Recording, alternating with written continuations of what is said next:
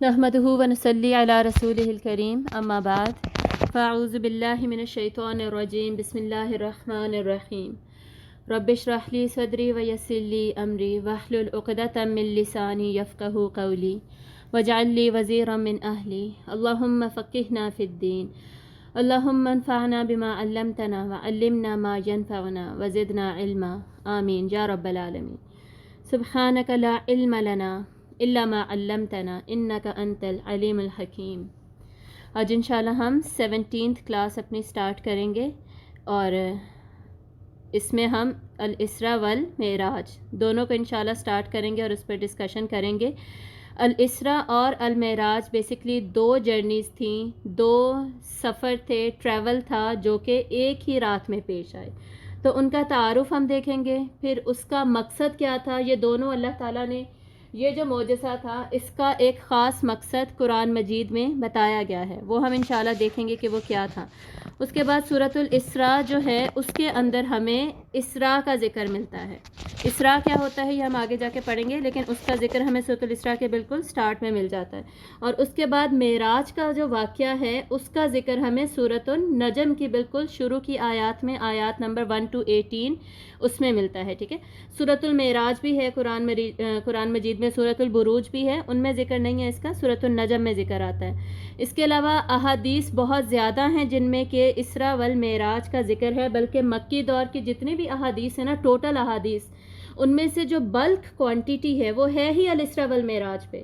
اگر الاسراء والمعراج کی احادیث کو نکال دیا جائے، نکال کر ایک سائڈ پر رکھا جائے اور باقی مکی دور سے ریلیٹڈ احادیث کو ایک سائڈ پہ رکھا جائے تو اسراء والمعراج کی جو احادیث ہیں وہ زیادہ ہوں گی۔ آلموسٹ 20 to 25 صحابہ نریٹرز ہیں اس واقعے کے، ٹھیک ہے۔ ایون صرف صحیح البخاری میں آلموسٹ 5 to 6 راوی ہیں، نریٹرز ہیں، جو کہ صرف اس واقعے سے ریلیٹڈ احادیث ہمیں بیان کرتے ہیں، یعنی اتنا زیادہ بلک کوانٹیٹی میں اس کے اوپر ہمارے پاس احادیث موجود ہیں۔ تو ہم یہ جانتے ہیں کہ اصول الحدیث کے مطابق احادیث کے جو پرنسپلز ہیں اس کو اگر ہم لیں تو اس کے مطابق ایک حدیث کو یہ پتہ کرنا کہ وہ کتنی مستند ہے، کتنی ضعیف ہے یا موضوع ہے، یہ سائنس آلریڈی ڈیولپ ہو چکی ہے، ہمارے اسلاف نے ڈیولپ کی، اور یہ اب اتنا زیادہ مشکل کام نہیں رہا۔ تو اس میں سے آلریڈی چھانٹی ہو چکی ہے، اوتھینٹک کون سی ہیں، ان اوتھینٹک کون سی ہیں، وہ آلریڈی الگ ہو چکی ہیں۔ لیکن یاد رکھنے کی بات کیا ہے، یہ کہنے کا مقصد کیا ہے کہ جب بھی ہم اس طرح کا کوئی واقعہ پڑھتے ہیں جس میں بہت زیادہ ڈیٹیلڈ احادیث ہمارے پاس اویلیبل ہیں، تو پرابلم کیا ہوتی ہے کہ ان کو کرونالوجیکلی سیٹ کرنا، ان کو کرونالوجیکلی رکھنا جو ہے کہ کون سا واقعہ پہلے ہوا تھا، کون سا واقعہ بعد میں ہوا تھا، یہ مشکل ہو جاتا ہے، ٹھیک ہے۔ یعنی ہمیں اب یہی واقعہ آلموسٹ ہنڈریڈز آف احادیث میں ملیں گے اس سے ریلیٹڈ واقعات، لیکن کوئی صحابی یہ بتا رہے ہوں گے کہ یہ واقعہ پہلے ہوا تھا اور کوئی صحابی یہ بتا رہے ہوں گے کہ یہ واقعہ بعد میں ہوا تھا۔ مبشرہ اپنا کیمرہ پلیز آف کر لیں، ٹھیک ہے۔ اور یہ صرف اسراء والمعراج میں نہیں ہے، بلکہ یہ غزوات میں بھی جب ہم جائیں گے نا، غزوہ بدر پڑھیں گے، غزوہ احد پڑھیں گے، ان میں بھی ہم جب we will piece together all the information تو ہم دیکھیں گے کہ اسے کرونالوجیکلی سیٹ کرنا ہمارے لیے ایک ایشو ہوگا۔ تو اس میں آپ لوگ یہ دیکھیں گے کہ کسی کتاب میں آپ کو ڈیٹیل جو ہے کسی سیکوینس میں ملے گی، کسی اور کتاب میں آپ کو کسی سیکوینس میں ملے گی، تو سیکوینس کا اوپر نیچے ہونا ایز سچ میٹر نہیں کرتا، ٹھیک ہے۔ تو ہم ایک پرٹیکولر سیکوینس میں اس پورے واقعات کو جو اسراء والمعراج میں ہوئے اس کو ہم اسٹڈی کرتے جائیں گے، اور پھر ہم اسراء سے ریلیٹڈ جو اسباق ہیں وہ پہلے دیکھیں گے، پھر معراج سے ریلیٹڈ دیکھیں گے۔ معراج میں آپ صلی اللہ علیہ وآلہ وسلم اوپر تشریف لے کر جائیں گے، وہ الگ سے اسٹڈی کریں گے، اس کے اسباق الگ سے ہوں گے، اور آپ صلی اللہ علیہ وسلم کا واپس نیچے مکہ کی طرف کا جو سفر ہوگا اس سے ریلیٹڈ ہم لیسنز بعد میں دیکھیں گے انشاءاللہ۔ تو ہم دیکھتے ہیں کہ یہ ہے کیا، الاسراء والمعراج بیسکلی ہے کیا۔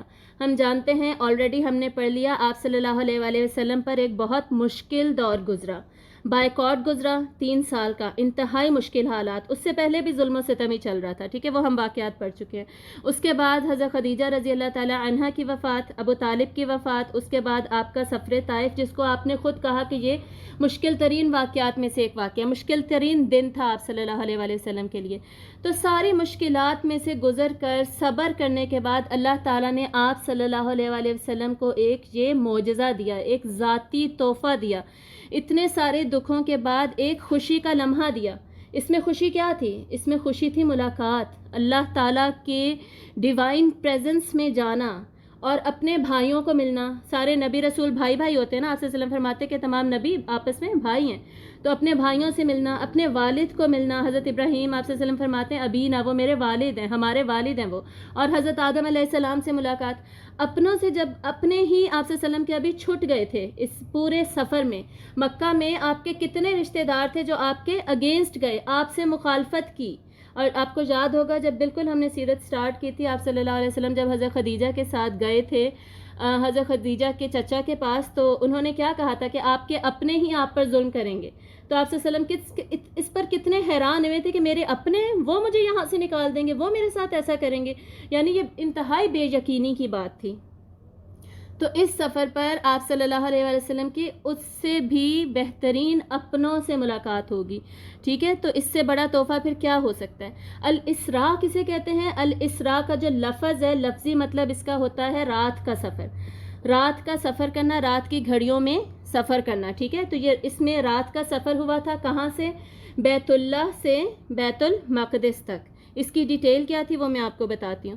اس کے بعد اسراء کے بعد بیت المقدس پہنچنے کے بعد وہاں سے سفر شروع ہوا، اوپر سارے آسمان کور کر کے، سدرۃ المنتہا کور کر کے، پھر اللہ تعالیٰ کا عرش اور اللہ کی پریزنس میں، اس کو ہم انشاءاللہ ڈیٹیل میں اسٹڈی کریں گے۔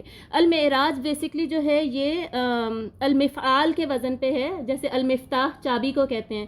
بیسکلی المعراج some instrument that was used to rise above, to ascend، لیکن ضروری نہیں ہے کہ یہاں پر کوئی انسٹرومنٹ ہی یوز ہوا ہو۔ Basically this can also be named as a process کو بھی ہم المعراج کہہ سکتے ہیں۔ تو اوپر چڑھنے دا اسینڈنگ کا جو پروسیس تھا نا، وہ بیسکلی المعراج ہے، ٹھیک ہے۔ اب ویئر ہوا، کہاں سے کہاں؟ الاسراء کا جو سفر تھا اس کے بارے میں ہمیں صحیح البخاری میں ہی 2 احادیث ملتی ہیں۔ پہلی حدیث ہمیں ملتی ہے کہ آپ صلی اللہ علیہ وآلہ وسلم اپنے گھر میں سو رہے تھے کہ چھت کھلی، چھت سے حضرت جبرائیل علیہ السلام آئے، آپ صلی اللہ علیہ وآلہ وسلم کو لے کر گئے بیت اللہ، اور بیت اللہ میں حتیم کا جو مقام ہے، جب ہم نے کعبہ کا سٹرکچر ڈسکس کیا تھا میں نے آپ کو بتایا تھا، حتیم وہ مقام ہے کہ جب کعبہ ریکٹینگولر تھا تو وہ حتیم کا جو پورشن ہے وہ اندر کعبہ کے انکلوڈیڈ تھا، لیکن بعد میں جب قریش نے بلڈ کیا تو اس کو سکوئر کر دیا کعبہ کو، تو حتیم کا پورشن جو بیسکلی کعبہ کے اندر والا تھا وہ باہر آ گیا۔ اب وہاں پہ سیمائی سرکل سی شیپڈ ایک سٹرکچر بس بنا ہوا ہے، اور بیسکلی وہ کعبہ کے اندر کی جگہ ہے جو کہ اب اوپن ہے۔ تو حتیم میں لے گئے حضرت جبرائیل علیہ السلام، وہاں جا کر آپ صلی اللہ علیہ وآلہ وسلم نے 2 نفل ادا کیے، اور وہاں سے پھر یہ سفر شروع ہوتا ہے، ڈیٹیلز آگے پڑھیں گے۔ دوسری حدیث میں ہمیں کیا پتہ چلتا ہے کہ حضرت جبرائیل علیہ السلام بیت اللہ میں ہی تشریف لے کر آئے، آپ صلی اللہ علیہ وسلم وہیں پہ سو رہے تھے، وہاں سے پھر آپ کو آگے بیت المقدس لے کر گئے۔ تو بیسکلی یہ دونوں کانٹراڈکشنز نہیں ہیں، دونوں میں سے کوئی بھی ہو سکتا ہے کہ ایک صحابی کو یاد ہی یہ رہا کہ بیت اللہ سے بیت المقدس لے کر گئے، یا ہو سکتا ہے کہ انہیں یہی بات زیادہ امپورٹنٹ لگی، انہوں نے گھر والے پورشن کو نکال کے مین پورشن کے بارے میں بتا دیا، ٹھیک ہے۔ تو دونوں بیسکلی ایک دوسرے کو سپورٹ ہی کرتے ہیں آئیڈیاز۔ اس کے بعد معراج میں کہاں جانا تھا، منزل کیا تھی؟ بیت المقدس سے اوپر اللہ تعالیٰ کے دربار میں حاضری تھی۔ حاضری سے پہلے تمام آسمان کراس کیے جائیں گے، اور آسمانوں میں بھی ویلکمنگ پارٹیز ہوں گی، ویلکمنگ پروفٹس ہوں گے جو کہ آپ کو ویلکم کریں گے، بات چیت کیا ہوگی، ان کے ساتھ کچھ کنورسیشن ہوگی، وہ انشاءاللہ ہم اسٹڈی کریں گی۔ کب ہوا یہ واقعہ، کس سال میں ہوا؟ اس میں جمہور کی رائے یہ ہے کہ جو ہجرت سے بالکل پہلے والا جو سال تھا یعنی 1290 اس میں ہوا، کچھ کی رائے ہے کہ 1190 میں ہوا، بالکل طائف کے سفر کے فوراً بعد، طائف کا سفر جو ہے 1090 میں ہوا تھا، اس کے فوراً بعد 1190 میں یہ واقعہ ہوا۔ کچھ کی رائے یہ ہے کہ یہ 6 اور 7 نبوی میں ہوا، لیکن زیادہ تر کی جو رائے، جو زیادہ جمہور نے ہجرت کے فوراً پہلے اس کو کیوں سپورٹ کیا، کیونکہ حضرت عائشہ رضی اللہ تعالیٰ عنہ کی ہم نے حدیث پڑھی تھی نا، جب حضرت خدیجہ کی وفات ہوئی ہے تو ہم نے اس میں پڑھا تھا کہ اس وقت تک نماز جنازہ جو ہے وہ فرض نہیں ہوئی تھی، بلکہ نمازیں ہی فرض نہیں ہوئی تھی، اس لیے حضرت خدیجہ پر کے لیے نماز جنازہ نہیں پڑھی گئی تھی، بلکہ آپ سے ہم نے ویسے ہی دعا کی تھی، تو نمازیں فرض ہی نہیں ہوئی تھی۔ اور ہم جانتے ہیں کہ حضرت خدیجہ کی ڈیتھ ہوئی ہے 10 نبوی کے سٹارٹ میں، اور ہم یہ بھی جانتے ہیں کہ نمازیں فرض ہوئی تھی المعراج کے واقعے میں، تو یہاں سے ہمیں پتہ چل جاتا ہے کہ جی یہ واقعہ یقیناً 10 نبوی کے بعد ہی 11 اور 12 نبوی میں ہی ہوا ہے۔ اس کے بعد کس مہینے میں یہ ہوا، اس کی ہمیں کوئی بھی رپورٹ صحابہ سے نہیں ملتی۔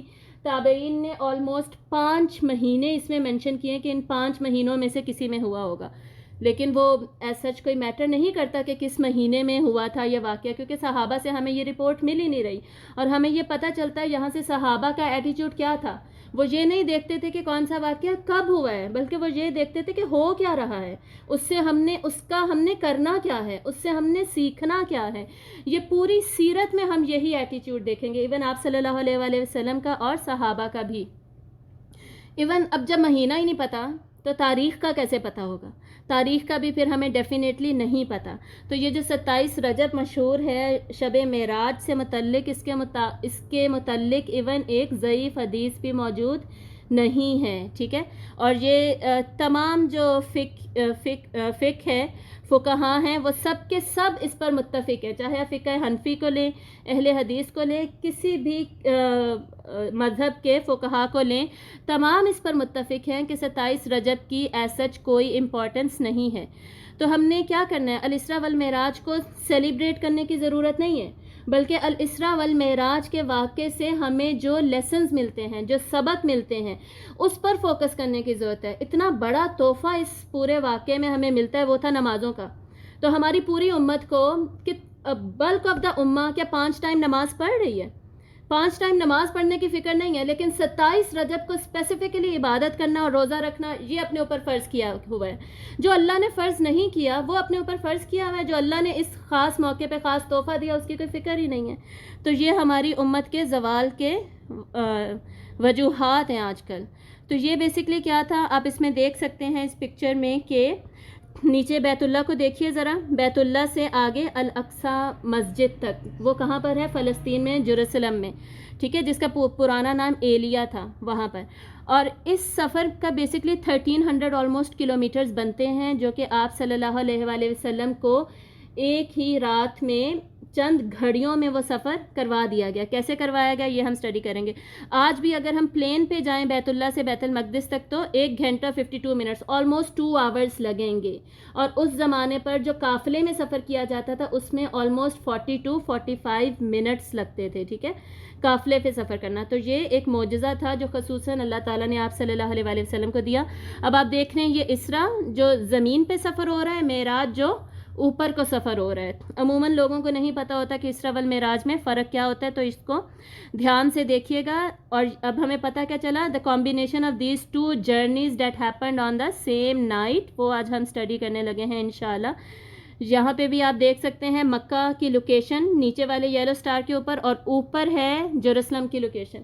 آپ کو یاد ہوگا پیلسٹائن ہم نے بالکل شروع میں جو عرب کا جغرافی پڑھی تھی نا عرب کی، اس میں نے آپ کو بتایا تھا اوپر کون سی امپائر تھی، رومن امپائر تھی نا، رومی سلطنت جو تھی۔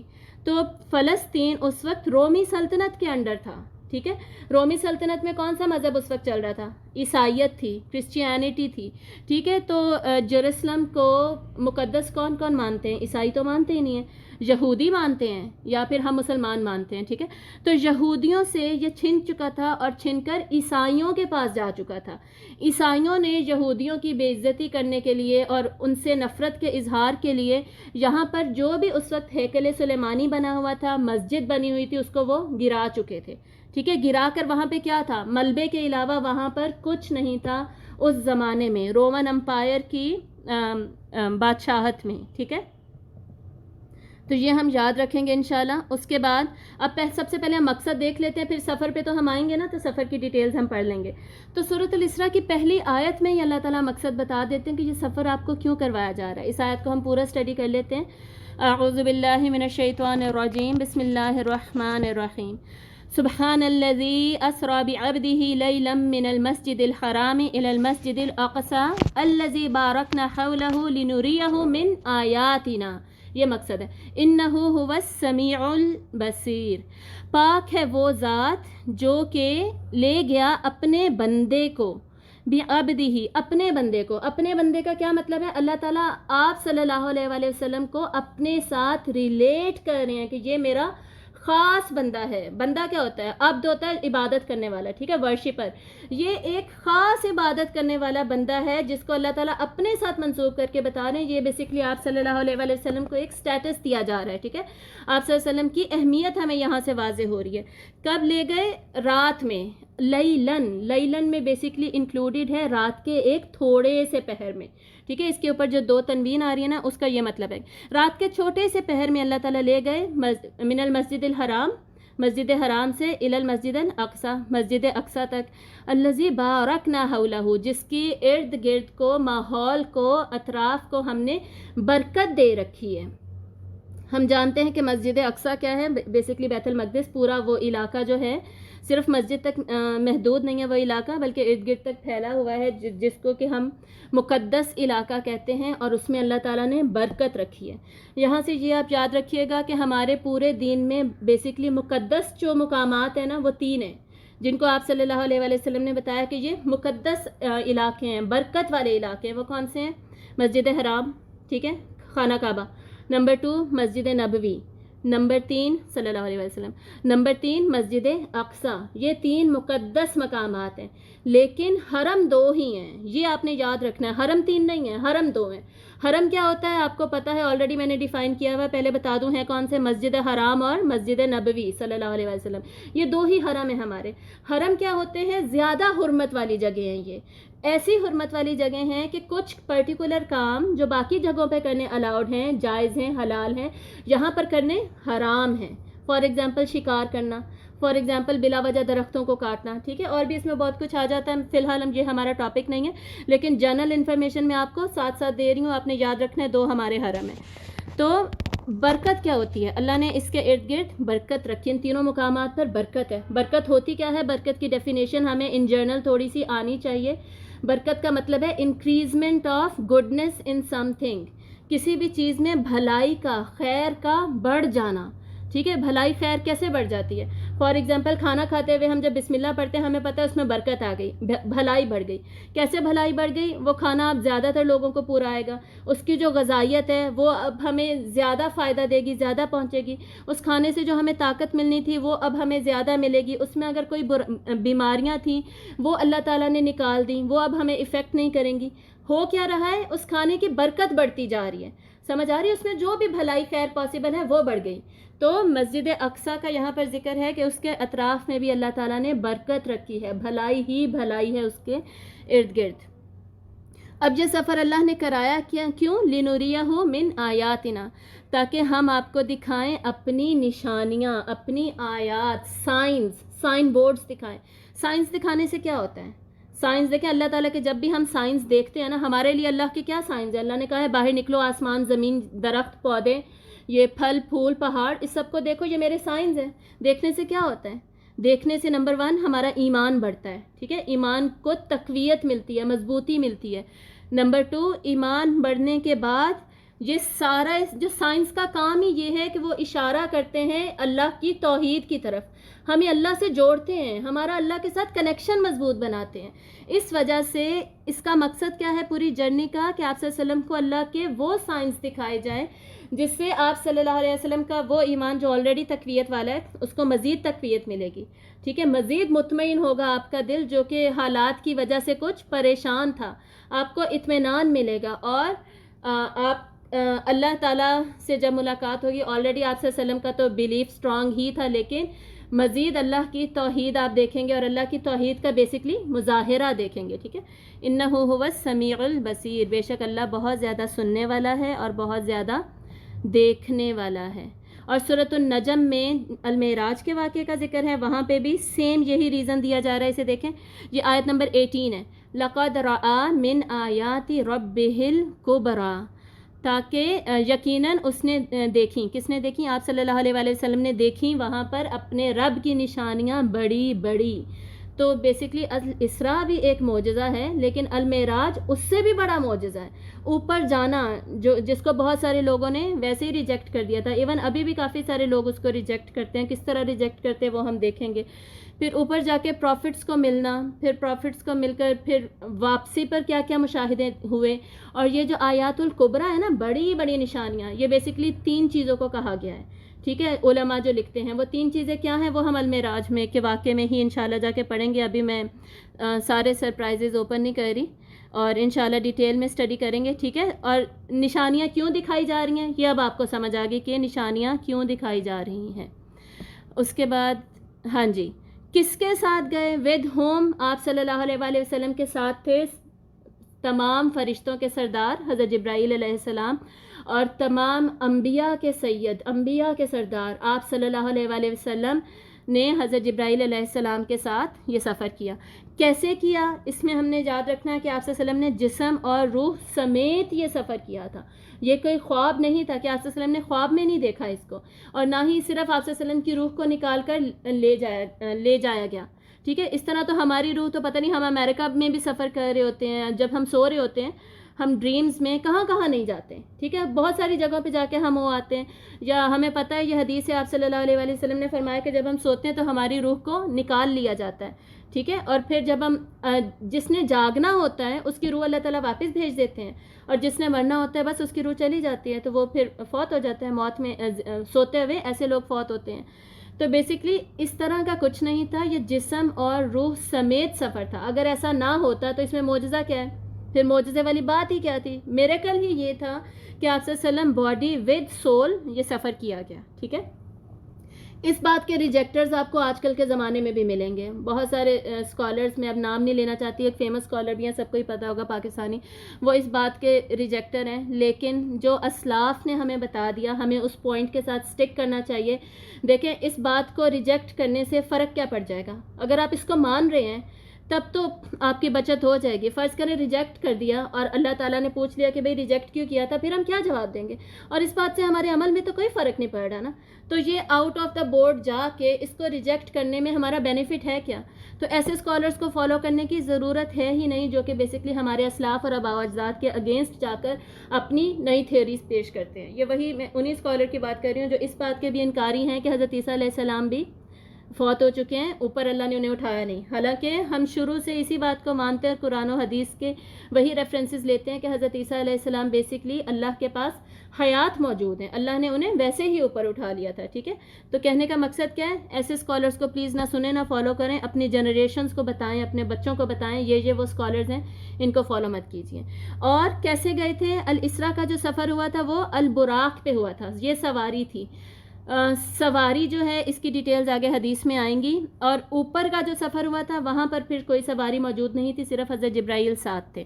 اسراء میں سواری تھی، معراج میں سواری نہیں تھی. اس کے بعد منزل کیا تھی؟ ڈیسٹینیشن، پہنچنا کہاں تھا؟ پہلے والے سفر میں بیت المقدس پہنچنا تھا، دوسرے والے سفر میں مین ریزن جانے کا اللہ کے دربار میں حاضری تھی، جو بہت سارے لوگوں کو اس سفر کا نہیں پتہ ہوتا. اس اینگل سے وہ لوگ دیکھتے ہی نہیں ہیں. ٹھیک ہے، پورا مکس کر کے گڈمٹ کر کے اس کو پڑھ لیتے ہیں. یہ نہیں پتہ ہوتا کہ مقصد کیا تھا اور منزل کیا تھی. ٹھیک ہے، اب اس سارے میں ہمارا کیا رول ہوگا؟ ہم یہ کیوں پڑھ رہے ہیں؟ ٹھیک ہے، سب سے پہلے وہی بات، تصدیق کرنے کی بات. یہ جسم اور روح سمیت سفر کیا ہے؟ یہ اس کی بیسکلی ہم نے تصدیق ہی کرنی ہے نا. جنہوں نے نہیں تصدیق کی، جنہوں نے ریجیکٹ کیا، بیسکلی وہ اس واقعے کے ایک بہت امپورٹنٹ آسپیکٹ کا انکار کر رہے ہیں. صحیح ہے نا؟ تو اس واقعے کی جتنی اوتھینٹک انفارمیشن ہمیں قرآن اور احادیث سے مل رہی ہے اور انٹرپریٹیشنز مل رہی ہیں فرام صحابہ اینڈ تابعین اینڈ تبع تابعین، اس کی ہم نے تصدیق کرنی ہے. جیسے حضرت ابو بکر صدیق رضی اللہ تعالیٰ عنہ نے اس واقعے کو سنتے ہی اس کی تصدیق کر دی تھی، اور اسی لیے اس وقت حضرت ابو بکر کو آپ صلی اللہ علیہ وآلہ وسلم نے صدیق کا لقب دیا. صدیق کون ہوتا ہے؟ صدیق صرف سچ بولنے والا نہیں ہوتا، صادق ہوتا ہے سچ بولنے والا. ٹھیک ہے، صدیق کون ہوتا ہے؟ صدیق ہوتا ہے سچ کو فوراً سچ مان لینے والا، اور سچ کو سچ مان کر سچ کی تصدیق کرنے والا، سچ کو پھیلانے والا. بیسکلی یہ صدیق ہوتا ہے. بہت بڑا لیول ہے یہ. اسی لیے انبیاء اور رسل کے بعد جو جنت میں سب سے پہلے انٹر ہوں گے وہ صدیق ہوں گے. ٹھیک ہے، تو اور انبیاء کے بعد ویسے بھی اسٹیٹس وائز انسانوں میں جو دوسرے نمبر پر درجہ آتا ہے، سب سے اوپر تو رسول ہے نا. رسولوں سے بھی اوپر اولو العزم رسول، پھر انبیاء، اور اس کے بعد یہ صدیقین آتے ہیں. تو ایسے ہی تو نہیں آتے صدیقین. صدیق فار ایگزامپل کسی کو پتہ چلا جی فجر تو پڑھنی فرض ہے، ضروری ہے، پڑھنی ہی پڑھنی ہے، بس اس کی اگلے دن سے کبھی ایسا نہیں ہوا کہ وہ سو جائے فجر کے وقت، فجر اس کی ساری پکی.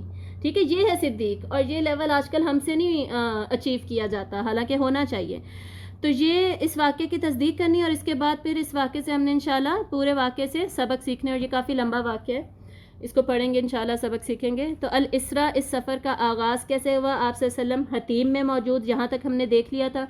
حتیم میں آپ صلی اللہ علیہ وآلہ وسلم نے 2 نفل نماز ادا کی، اور وہاں پر حضرت جبرائیل علیہ السلام نے آپ صلی اللہ علیہ وسلم کی پوری حیات مبارکہ میں سے دوسری مرتبہ آپ کے سینے کو چاک کیا. ہم آلریڈی پڑھ چکے ہیں جب آپ صلی اللہ علیہ وسلم چھوٹے تھے 2 to 4 ایئرس کے درمیان، جب حضرت حلیمہ سعدیہ کے پاس بنو سعد میں قریش کے جو قبیلہ تھا گاؤں وغیرہ کا، وہاں پہ آپ صلی اللہ علیہ وسلم جب رہ رہے تھے، تب بھی حضرت جبرائیل علیہ السلام آئے تھے. آپ صلی اللہ علیہ وسلم کی عمر 4 سال تھی. آپ صلی اللہ علیہ وسلم کو لٹایا، سینہ چاک کیا، اس وقت آپ کا دل نکالا، اس کو زمزم کے پانی سے دھویا، اور اس وقت کا یہ میں بتا رہی ہوں، ٹھیک ہے، اس وقت جب آپ صلی اللہ علیہ وسلم 4 سال کے تھے، دھو کر اس پر جو کالا دھبا تھا اس کو مٹا دیا. ٹھیک ہے، یہ اس وقت کا واقعہ. ابھی دوسری دفعہ جب یہ واقعہ ہو رہا ہے، اس میں کیا ہو رہا ہے؟ آلموسٹ سیم، چھوٹا سا ڈفرینس ہے. وہ کیا ہے کہ حضرت جبرائیل علیہ السلام نے آپ صلی اللہ علیہ وسلم کا سینہ دوبارہ چاک کیا. پیالے میں آپ صلی اللہ علیہ وسلم کے پاس زمزم کا پانی، حضرت جبرائیل کے پاس زمزم کا پانی تھا، اور ایک روایت کے مطابق وہ پیالے میں ایمان تھا، پیالہ ایمان سے بھرا ہوا تھا. دوسری حدیث کے مطابق پیالہ زمزم سے بھرا ہوا تھا. تو بیسکلی مطلب سیم ہی ہے. سیم کیسے ہے کہ دونوں ایمان یا زمزم جس سے بھی دھویا جائے، الٹیمیٹلی دل میں ایمان ہی بڑھنا تھا. ٹھیک ہے، دل میں ایمان کو ہی تقویت ملنی تھی. مقصد سیم تھا، تو بات ایک ہی ہے. تو ایک بیسکلی اس کی روحانی اسپریچول ریالٹی بتائی جا رہی ہے، ایک اس کی فزیکل ریالٹی بتائی جا رہی ہے. تو دھونے کے بعد آپ صلی اللہ علیہ وسلم کے دل کو اسی طرح فکس کر کے سی دیا گیا. فرق کیا تھا؟ اس مرتبہ آپ صلی اللہ علیہ وسلم کے دل پر کوئی بھی کالا دھبا نہیں تھا، وہ اسی وقت ہٹا دیا گیا تھا جبکہ آپ صلی اللہ علیہ وسلم 4 سال کے تھے. صحیح. تو اس طرح دل کو دوبارہ دھو کر دوبارہ رکھ دیا گیا. کیوں؟ کیا ضرورت تھی؟ دیکھیں، جب تک اتنی بڑی بڑی نشانیاں اللہ کی دیکھنی، اس کے لیے ہمت چاہیے، حوصلہ چاہیے. آنکھوں کو ہم لوگ ایسا کچھ بہت ہی ماروا قسم کا، کوئی فطرت سے ہٹ کے کوئی چیز، معجزہ کیا ہوتا ہے جو انسان کو عاجز کر دے، کمزور کر دے. ہم نعوذ باللہ ایسے کوئی جن شن دیکھ لیں، ہم وہیں پہ بے ہوش ہو جائیں. ٹھیک ہے، تو اتنی ساری نشانیاں اللہ کی، آیات الکبریٰ، جس کو اللہ تعالیٰ کبریٰ کہہ رہے ہیں، وہ کتنی بڑی نشانیاں ہوں گی آپ خود سوچیں. تو ان کو دیکھنا، ان کو اپنے اندر ایبزارب کرنا، ان کو ایسے سمجھنا کہ دل دھڑکتا ہی نہ رہ جائے، ہارٹ اٹیک ہی نہ ہو جائے، پریشان ہی نہ ہو جائیں. سمجھ آ رہی ہے نا؟ تو وہ اس لیول کے ایمان کی تقویت چاہیے تھی. تو اس لیے یہ پروسیس سے آپ صلی اللہ علیہ وسلم کو گزارا جا رہا ہے. اس کے بعد حضرت جبرائیل علیہ السلام، وہاں پر البراق آ گیا جیسے بھی آیا. اور آپ صلی اللہ علیہ وسلم کی حدیث کیا ہے؟ آپ فرماتے ہیں کہ وہ کیا تھا؟ وہ ایک دابہ تھا. دابہ کیا ہوتا ہے؟ ایک جانور، فزیکل جانور تھا ایک، جو کہ گھوڑے سے تھوڑا چھوٹا تھا اور گدھے سے تھوڑا بڑا تھا، اور اس کا چمکتا ہوا سفید رنگ تھا. اور آگے ہمیں پتہ چلتا ہے کہ اس کی رفتار اتنی تیز ہوگی کہ حد نظر تک اس کی رفتار ہوگی. جہاں تک ہمیں نظر آتا ہے نا، that is almost 10 to 15 miles, جو ہمیں دور نظر آتا ہے. تو وہاں تک اس کا صرف ایک قدم ہوگا، ایک جمپ ہوگی، اور اس سے آگے پھر دوسرا حد نظر تک جمپ. اتنا فاسٹ اینیمل تھا یہ. تو یہ لایا گیا، اور حضرت جبرائیل نے اس کی رسی کو پکڑ کے جب تھوڑا نیچے کرنے کی کوشش کی تو وہ تھوڑا سا ہلا. ٹھیک ہے، اس کے ہلنے پر حضرت جبرائیل علیہ السلام نے اس کو ہلکی سی تھپکی ماری اور کہا کہ ہلو مت، تمہیں پتہ ہے کہ یہ تم کیا کر رہے ہو؟ آج تک تمہارے اوپر کوئی ایسا سوار نہیں بیٹھا جو کہ اتنا زیادہ کرم اور عزت والا ہو. یعنی جتنا کرم اور عزت والا شخص آج تمہارے اوپر بیٹھنے والا ہے، اس سے پہلے جتنے لوگ تمہارے اوپر بیٹھے ہیں نا، اتنا عزت والا کبھی کوئی نہیں بیٹھا. ٹھیک ہے، یہ ہمیں حدیث سے پتہ چلتا ہے. اس سے ہمیں کیا پتہ چل رہا ہے کہ البراق کی سواری صرف آپ صلی اللہ علیہ وسلم نے نہیں کی، پہلے بھی کسی نہ کسی نے، کس نے کی، کس مخلوق نے کی، کون تھا، کیا تھا، یہ ساری ڈیٹیلز ہمیں نہیں پتہ، لیکن پتہ چل گیا کہ اس سواری کے اوپر یقیناً کوئی نہ کوئی سوار تھے. تو آپ صلی اللہ علیہ وآلہ وسلم پھر البراق پر بیٹھے، اور البراق نے پھر سفر کا آغاز کیا. جی، تو بیت المقدس پہنچنے کے بعد آلریڈی میں نے ایکسپلین کر دیا کہ بیت المقدس میں اس وقت اس جگہ پہ کیا تھا، رومی سلطنت وہاں پہ سب کچھ ختم کر چکی تھی، لیکن اللہ تعالیٰ نے وہاں پر اس سٹرکچر کو کھڑا کر دیا. اللہ تعالیٰ نے وہاں پر ایک سٹرکچر کھڑا کر دیا اس وقت. ٹھیک ہے. اور آپ صلی اللہ علیہ وآلہ وسلم نے وہاں پر دیکھا کس کو؟ تمام انبیاء اور رسل کو. تمام انبیاء اور رسل کو آپ صلی اللہ علیہ وآلہ وسلم نے وہاں پر دیکھا. کتنے انبیاء ہیں ٹوٹل؟ ہمیں حدیث سے پتہ چلتا ہے. حدیث ہے اس میں امام احمد بن حنبل کی جو کتاب ہے اس کے اندر یہ حدیث ہے، اور اس سے ہمیں پتہ چلتا ہے کہ آپ صلی اللہ علیہ وسلم بتاتے ہیں، یہ ضعیف حدیث ہے لیکن ہمیں پتہ چلتا ہے کہ 1,24,000 آلموسٹ انبیاء ہیں، اور ان میں سے 300 سم تھنگ آلموسٹ 315 رسول ہیں. تو وہ سارے کے سارے وہاں پر موجود تھے. اور آپ صلی اللہ علیہ وآلہ وسلم فرماتے ہیں کہ اس سے پہلے میں نے وہاں پر پہنچ کر البراق کو اس جگہ پر باندھا، اس کنڈی پہ باندھا جہاں پر بیسکلی تمام انبیاء اپنی سواری کو باندھا کرتے تھے. ٹھیک ہے. یعنی ایک پرٹیکولر مخصوص اسپیسیفک پارکنگ تھی جہاں پر کہ آپ صلی اللہ علیہ وآلہ وسلم نے اس گھوڑے کو باندھا، اس براق کو باندھا، اور تمام لوگ بھی وہاں پر باندھا کرتے تھے. ٹھیک ہے.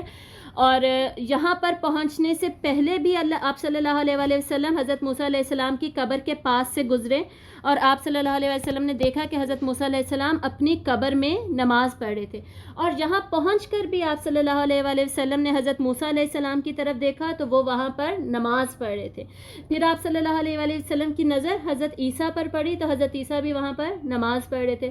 حضرت ابراہیم علیہ السلام کو دیکھا، وہ بھی وہاں پر نماز پڑھ رہے تھے، اور وہ نماز پڑھتے ہوئے آپ صلی اللہ علیہ وسلم نے ان تین کو دیکھا. پھر اس کے بعد ہمیں حدیث سے پتہ چلتا ہے کہ آپ صلی اللہ علیہ وآلہ وسلم نے تمام انبیاء اور رسل کی امامت کرائی. اور ان کی صف کتنی ہوگی؟ اب جب اللہ تعالیٰ ایک اسٹرکچر کو کھڑا کر رہے ہیں وہ کتنا براڈ اور وسیع ہوگا. تمام انبیاء اور رسل ایک ہی صف میں سارے کے سارے کھڑے تھے، اور ان کے امام تھے آپ صلی اللہ علیہ وآلہ وسلم. اور آپ صلی اللہ علیہ وسلم کی حدیث بھی ہے، انا سید ولد آدم، میں سید ہوں تمام ولد آدم کا. یعنی سید مطلب سردار، امام، میں امام ہوں تمام بنی آدم کا. ولا فخر، اور میں یہ کسی فخر کی وجہ سے، کسی یہ پراؤڈ ہونے، ایروگنس وغیرہ کی وجہ سے نہیں کہہ رہا، بلکہ یہ میں تم لوگوں کو انفارمیشن دے رہا ہوں کہ میں تمام لوگوں کا سید ہوں، سردار ہوں. ٹھیک ہے. تو یہ اللہ تعالیٰ نے آپ صلی اللہ علیہ وآلہ وسلم کو ایک سٹیٹس دیا، ایک رتبہ دیا، اور آپ صلی اللہ علیہ وآلہ وسلم نے تمام انبیاء کی وہاں پر امامت کروائی، وہاں پر نماز پڑھائی. اور یہاں سے ہمیں یہ بھی پتہ چل رہا ہے کہ تمام انبیاء اور رسل برابر ہیں، ان میں ہم کوئی تفریق نہیں کر سکتے. تفریق مطلب فرق نہیں کر سکتے. لا نفرق، نہیں ہم فرق کرتے کسی بھی نبی اور رسول میں. ٹھیک ہے. لیکن تفضیل جو ہے نا، دیکھیں تفریق اور تفضیل میں فرق ہوتا ہے. تفضیل اللہ تعالیٰ خود قرآن مجید میں کہتے ہیں 4 پارے میں کہ میں نے کچھ رسولوں پر فضیلت دی. اللہ نے کچھ کو زیادہ فضل دیا، زیادہ چوز کر لیا. جیسے اولو العزم رسول ہے، سب سے ٹاپ پر اللہ تعالیٰ نے سب سے نمبر 1 پہ چن لیا رسول اللہ صلی اللہ علیہ وآلہ وسلم کے، جو اللہ تعالیٰ کے خلیل بھی ہیں اور اللہ تعالیٰ کے محبوب بھی ہیں اور امام الانبیاء بھی ہیں. اور ان کے بعد پھر جو رسول ہیں وہ ہیں. لیکن تفضیل کیا ہے؟ تفضیل اور فضیلت دینا کیا ہے؟ بیسکلی فضیلت صرف اللہ تعالیٰ دے سکتے ہیں، اللہ تعالیٰ اپنی مرضی کے مطابق، جو کہ بیسکلی ہمارے پاس انفارمیشن موجود ہے. لیکن ہم اپنی طرف سے کسی نبی، کسی رسول میں کسی قسم کا کوئی بھی فرق تفریق نہیں کر سکتے. ٹھیک ہے. تو یہ ہوا. اور اس کے بعد نماز پڑھانے کے بعد اب یہاں سے دیکھیں ہمیں نماز کے امپورٹنس کا بھی پتہ چل رہا ہے. آپ صلی اللہ علیہ وسلم نے 2 دفعہ حضرت موسیٰ کو دیکھا، نماز پڑھ رہے تھے. عیسیٰ اور ابراہیم علیہ السلام کو دیکھا، نماز پڑھ رہے تھے. آپ صلی اللہ علیہ وسلم نے پھر سب کی امامت کروائی. نماز کتنی امپورٹنٹ ہے یہ پورے واقعے میں سے ہمیں یہ بار بار پتہ چلے گا، اور انشاءاللہ لیسنز میں ہم اس کو اسٹڈی کریں گے. اس کے بعد وہیں پر حضرت جبرائیل علیہ السلام نے آپ صلی اللہ علیہ وسلم کو 2 مشروبات پیش کیے. وہ دونوں مشروبات کس چیز کے تھے؟ ایک تھا لبن اور دوسرا تھا خمر. لبن کیا ہے؟ لبن ہے بیسکلی دودھ. خمر کیا ہے؟ خمر بیسکلی شراب. اور کچھ حدیث سے ہمیں پتہ چلتا ہے کہ 2 نہیں 3 مشروبات پیش کیے گئے تھے، تیسرا شہد تھا. تو زیادہ تر علماء کی کیا رائے ہے؟ 2 ہی مشروبات تھے، لبن اور خمر. ٹھیک ہے. اور حضرت جبرائیل علیہ السلام نے آپ صلی اللہ علیہ وسلم سے فرمایا کہ ان دونوں میں سے کسی ایک چیز کو اپنی امت کے لیے چن لیجئے. اور آپ صلی اللہ علیہ وآلہ وسلم نے پھر دودھ کو چنا. دودھ کو عربی میں لبن کہتے ہیں. تو اور پھر آپ صلی اللہ علیہ وسلم نے جب دودھ کو چن لیا تو حضرت جبرائیل علیہ السلام نے فرمایا کہ آپ صلی اللہ علیہ وآلہ وسلم نے فطرت کو چنا ہے. مطلب یعنی جو چیز فطرت کے زیادہ قریب تھی نا، انسان کے نیچر کے زیادہ قریب تھی اور انسان کے لیے زیادہ بینیفیشیل تھی، نقصان نہیں تھا. جو چیز نقصان دے وہ فطرت سے دور لے کر جانے والی ہے. ٹھیک ہے، تو اس کو آپ صلی اللہ علیہ وسلم نے چن لیا. پھر ڈیفینیٹلی اس میں ہمارے لیے بینیفٹس ہوں گے، یہ ہم لیسنز میں جا کر انشاءاللہ دیکھیں گے. تو یہ بیسکلی ایک چھوٹا سا واقعہ تھا الاسراء کا، جو کہ اس رات میں پیش آیا. اور زیادہ ڈیٹیلز کس کی ہیں؟ المعراج کی، جو کہ اوپر جاتے ہوئے پیش آئے گا. تو اس میں سے پہلے ہم دیکھ لیتے ہیں کہ ہم نے کیا کیا سیکھا. اللہ تعالیٰ کی آیات دیکھنے کے لیے ہمیں بھی اسی طرح نکلنا چاہیے، ہمیں شوق ہونا چاہیے. جیسے ان دونوں واقعات کا مقصد اللہ تعالیٰ بتاتے ہیں کہ ان کا مقصد کیا ہے کہ اللہ تعالیٰ کی آیات کو دیکھو اور ان کے ذریعے سے پھر ایمان کو تقویت ملے. ٹھیک ہے، تو ایمان بڑھانے کے لیے، سکون پانے کے لیے، اللہ سے رشتہ مضبوط کرنے کے لیے ہم یہ جو ہر وقت گھر میں بیٹھے رہتے ہیں، سوشل میڈیا یوز کر رہے ہیں، موبائلز پکڑے ہوئے ہیں یا لیپ ٹاپس ہیں یا ٹی وی ہے یا ویڈیو گیمز ہیں، PS4 ہے، PS5 ہے، زوم ہے، بس یہی سارا کچھ ہمارا چل رہا ہے آج کل. باہر نکلنا تو ہمارے بچوں کا باہر کھیلنا یہ وہ ڈیفینیٹلی آج کل تھوڑا سیکیورٹی ایشوز بھی ہیں، بچوں پہ نظر زیادہ رکھی جائے گی، لیکن بچوں کو باہر دکھانا خود بھی، اپنے لیے بھی، اپنے ایمان کے لیے باہر جا کر نیچر کے ساتھ، بیسکلی فطرت کے ساتھ اپنے تعلق کو مضبوط کرنا بہت زیادہ ضروری ہے ہماری اپنی صحت کے لیے، ہماری نفسیاتی صحت کے لیے، ہماری روحانی صحت کے لیے، اللہ کے ساتھ رشتہ مضبوط کرنے کے لیے. ٹھیک ہے، تو اگر یہ ہماری لائف میں مسنگ ہے تو اس کو ہمیں لے کر آنا چاہیے اپنی لائف کے اندر. پھر دوسرا پوائنٹ ہم نے کیا سیکھا کہ ہمیں ایمان کی تازگی کی ضرورت ہے اگر ہم اللہ تعالیٰ کی آیات کو بیسکلی سمجھنا چاہتے ہیں. ٹھیک ہے، جیسے آپ صلی اللہ علیہ وسلم کے دل کو دھویا گیا اور پھر یہ سارے سائنس دکھائے گئے. ورنہ ہمارے دلوں کا کیا حال ہے کہ ہمارے دلوں پر تو آلریڈی اتنے پردے ہوتے ہیں، ہماری آنکھوں پر اتنے پردے ہوتے ہیں کہ ہمیں وہ خوبصورتی نظر ہی نہیں آ رہی ہوتی. آج کل نیچر کو اپریشیٹ کرنے والے کہ یہ کتنے خوبصورت پھول ہیں، کتنی پیاری خوشبو ہے ان کی، ایک دوسرے کو پھولوں کا تحفہ دینا، یہ ساری چیزیں تو ہمارے اندر سے نکل ہی گئی ہیں. ایسے مشینی دور میں، مشینوں کی حکومت کے دور میں ہم چل رہے ہیں. مشینوں نے ویسے فزیکلی حکومت کی نہ ہو، ہمارے دلوں پر ضرور اب ساری کی ساری یہ مشینوں وغیرہ کی ہی حکومت ہے. ٹھیک ہے، یہ سب ہمیں نظر ہی نہیں آتا. تو جب یہ سب کیوں نہیں نظر آتا؟ بیسکلی ہمارا ایمان آلریڈی ویک ہے. تو ایمان ہمارا مضبوط ہوگا تو ہمیں اللہ تعالیٰ کے جو سائنز ہیں نا وہ اور طریقے سے نظر آئیں گے، اور خوبصورتی سے نظر آئیں گے، اور ہماری آنکھیں جو ہیں وہ حق کو دیکھ سکیں گی. ٹھیک ہے، اس کے بعد ہمیں پتہ چل رہا ہے کہ اپنوں سے ملاقات کا جو تحفہ ہے وہ دل کو کتنا زیادہ خوش کر دینے والا ہے. اتنے مشکل حالات سے گزرنے کے بعد آپ صلی اللہ علیہ وسلم کو جو تحفہ دیا جا رہا ہے وہ سب سے ملاقات ہے. آپ کے اپنے والد سے ملاقات، پھر بھائیوں سے ملاقات، پھر آگے اللہ سے ملاقات ہوگی، حضرت جبرائیل علیہ السلام سے ملاقات ہے. یہ ساری ملاقاتوں سے کیا ہوتا ہے؟ بیسکلی دل کو اطمینان ملتا ہے، دل کو خوشی ملتی ہے. اور آج کل ہمارے یہ جو دوسروں کے ساتھ تعلق ہے، فطرت سے تعلق ہمارا ٹوٹا ہوا ہے، دوسروں سے تعلق بھی ہمارا ٹوٹا ہوا ہے، لوگوں سے تعلق بھی ہمارا ٹوٹا ہوا ہے. ہمارے پاس ٹائم ہی نہیں ہوتا. آج کل تو کسی کے پاس ٹائم نہیں ہوتا کہ ہم کہیں نکلیں، کہیں پر جائیں، کسی سے ملاقات کریں، کچھ بیٹھیں، کسی کے دکھ سکھ کو بانٹیں، کوئی اظہار کریں. ٹھیک ہے، اللہ تعالیٰ نے ہمیں ایک اسلامک سوسائٹی، معاشرے کا کانسیپٹ دیا تھا، انڈیویجول لائفز کا کانسیپٹ نہیں دیا تھا کہ الگ الگ بس تم رہنا اپنے گھر میں، اپنی نماز روزہ کر لیا بس ٹھیک ہے خوش رہو. یہ کانسیپٹ دیا ہی نہیں اللہ نے. اللہ نے تو جماعت کے ساتھ زندگی گزارنے کا بتایا، ایک کمیونٹی بنانے کا بتایا، ایک شورا بنانے کا بتایا. جماعت میں جا کے نماز پڑھو، گھر میں اپنی نماز پڑھ کے بس خوش ہو کے سیٹسفائیڈ ہو کے مت بیٹھ جاؤ. جماعت میں کیوں دن میں 5 دفعہ جا کے نماز پڑھنی ہے؟ تاکہ لوگوں سے ملو جلو، ان کے حال احوال پوچھو، ان کی ضرورتوں کا خیال رکھو، پوری کرو. اللہ تعالیٰ بعد میں سوال کریں گے کہ بھائی کیوں نہیں ایسا کیا تھا. ٹھیک ہے، تو اپنوں کے ساتھ ملاقات، اس سے یہ نہیں ہے کہ ہمارے دکھوں میں یہ اضافہ ہوگا، آتے ہیں مسئلے مسائل بھی، لیکن ہماری خوشی اور اطمینان بھی اسی کے اندر ہے. ٹھیک ہے، اور صبر اور شکر بھی اسی کے اندر ہے. صحیح ہے. اس کے بعد ہمیں آپ صلی اللہ علیہ وآلہ وسلم کا بلند مرتبہ پتہ چلتا ہے. یہ آلریڈی ہم نے اسٹڈی کر لیا. آپ صلی اللہ علیہ وسلم اللہ کے محبوب اور سید الانبیاء و رسول ہیں. ٹھیک ہے، اور اس کے بعد ہمیں یہ پتہ چلتا ہے کہ کتنی زیادہ مخلوق ایگزسٹ کرتی ہے. البراق سے ہمیں پتہ چل رہا ہے کہ وہ ایسی مخلوق ہے، ہمیں نہیں پتہ کیا ہے، کدھر ہے، کون ہے. لیکن بہت ساری مخلوقات ایگزسٹ کرتی ہیں اور کرتی ہوں گی. پہلے بھی میں نے کلاس میں بتایا تھا کہ یہ جو ایلینز کا کانسیپٹ ہے اس کو نہ ہی ہمارا ریلیجن ہمارا دین نگیٹ کرتا ہے نہ ہی اسے ایکسیپٹ کر رہا ہے. اس کی نگیشن، اس کا رد، اس کو ریجیکٹ کرنا یہ نہیں ہے ہمارے اس میں ریلیجن میں. ٹھیک ہے، تو کچھ بھی ہو سکتا ہے. اللہ تعالیٰ سورۃ المدثر میں کہتے ہیں وما یعلم جنود ربک الا ہو، اور نہیں جانتا اللہ کے لشکروں کو سوائے اس کے. اللہ کے لشکروں کو اللہ کے سوا کوئی بھی نہیں جانتا. تو یہ البراق بھی اللہ کے لشکروں میں سے ایک لشکر میں سے ایک تھا نا، جاندار، جس کو بیسکلی اللہ نے یوز کیا. لشکر کا کام کیا ہوتا ہے کہ وہ جو لیڈر ہے اس کے کام آئے نا، اس کے ڈفرینٹ جو لشکر کو بیسکلی رسپانسبلٹیز دی جاتی ہیں جو وہ پوری کرتے ہیں. تو البراق کو ایک رسپانسبلٹی دی گئی جو کہ اس نے پوری کی. اس کے بعد ہم دیکھتے ہیں آپ صلی اللہ علیہ وآلہ وسلم نے دودھ کو چوز کیا. دودھ اور خمر میں کیا فرق ہے؟ دودھ ایک خالص ذریعے سے نکلتا ہے. سورۃ النحل میں اللہ تعالیٰ فرماتے ہیں کہ گائے کے پیٹ سے اس کے سارے باڈی پارٹس اور گند وغیرہ الگ کر کے اس میں سے خالص دودھ اللہ تعالیٰ نکالتے ہیں.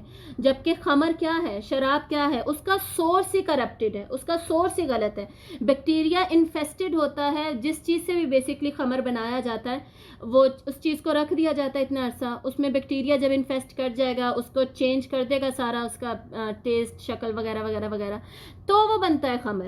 ٹھیک ہے، تو سورس ہی اس کی کرپٹ ہے. اس کے بعد دونوں کے سینٹ میں، خوشبو میں اتنا زیادہ فرق ہے. دودھ میں سے اچھی خوشبو آتی ہے اور خمر کی ہمیں تو نہیں پتا کیسے. ہم نے شکر ہے اللہ کا ہمارا تو ان چیزوں سے کوئی واسطہ تعلق ہی نہیں ہے، لیکن جو سننے دکھنے میں آتا ہے کہ انتہائی گندی اسمیل ہوتی ہے اس کی. اور پھر دودھ کے بہت سارے فوائد ہیں جو ہمیں حدیث سے بھی پتہ چلتا ہے. آپ صلی اللہ علیہ وسلم فرماتے ہیں کہ دودھ پینے سے بھوک اور پیاس دونوں ختم ہو جاتے ہیں، جبکہ خمر پینے سے کچھ بھی ختم نہیں ہوتا، بلکہ عقل ختم ہو جاتی ہے. البتہ انسان کی عقل انسان کی جاتی رہتی ہے. ٹھیک ہے، اور دودھ پینے سے اور بھی بہت سارے باڈی کے فوائد ہیں، نیوٹریشنل ویلیو ہیں اس کی، یہ آلریڈی ہم جانتے ہیں اور ہم سرچ بھی کر سکتے ہیں. اور قرآن میں بھی حدیث میں بھی دونوں میں دودھ کی تعریف آئی ہے اور خمر کی ممانعت آئی ہے. اور یہ ہمیں یاد ہونا چاہیے کہ تب تک، یہ مکی دور کی بات ہے، یہ واقعہ جب ہو رہا ہے تب تک خمر کو حرام ابھی قرار نہیں دیا گیا تھا. ٹھیک ہے، وہ مدینہ میں جا کر ایسا ہوا تھا. مدینہ میں جا کر اللہ تعالیٰ نے خمر کو حرام قرار دیا اور پھر اس کی ممانعت آئی، نازل ہوئی، اور مدینہ کی گلیوں میں یہ واقعہ ہوا تھا کہ سب نے شراب کو بہایا تھا، گلیوں میں ختم کر دیا تھا اس کو بہا بہا کر. اور اس کے بعد ہم کیا سیکھتے ہیں؟ جو بھی کھانے پینے کی چیز ہمارے اندر جاتی ہے اس سے صرف ہماری باڈی کو فرق نہیں پڑ رہا ہوتا بلکہ ہماری روحانیت کو بھی فرق پڑتا ہے. اسی لیے اللہ تعالیٰ نے قرآن مجید میں صرف حلال کھانے کا نہیں کہا بلکہ یہ بھی کہا ہے کہ تم طیبات بھی کھاؤ. ٹھیک ہے، طیب چیزیں کیا ہوتی ہیں؟ جو کہ پاک چیزیں ہوتی ہیں، جو کہ ناپاک نہیں ہیں. جو طیب کا بیسکلی مطلب ہے جو کہ فائدہ مند ہے، جو کہ ہماری جسم کو صحت دیتی ہیں. اور صرف جسمانی صحت ہمیں نہیں ملے گی.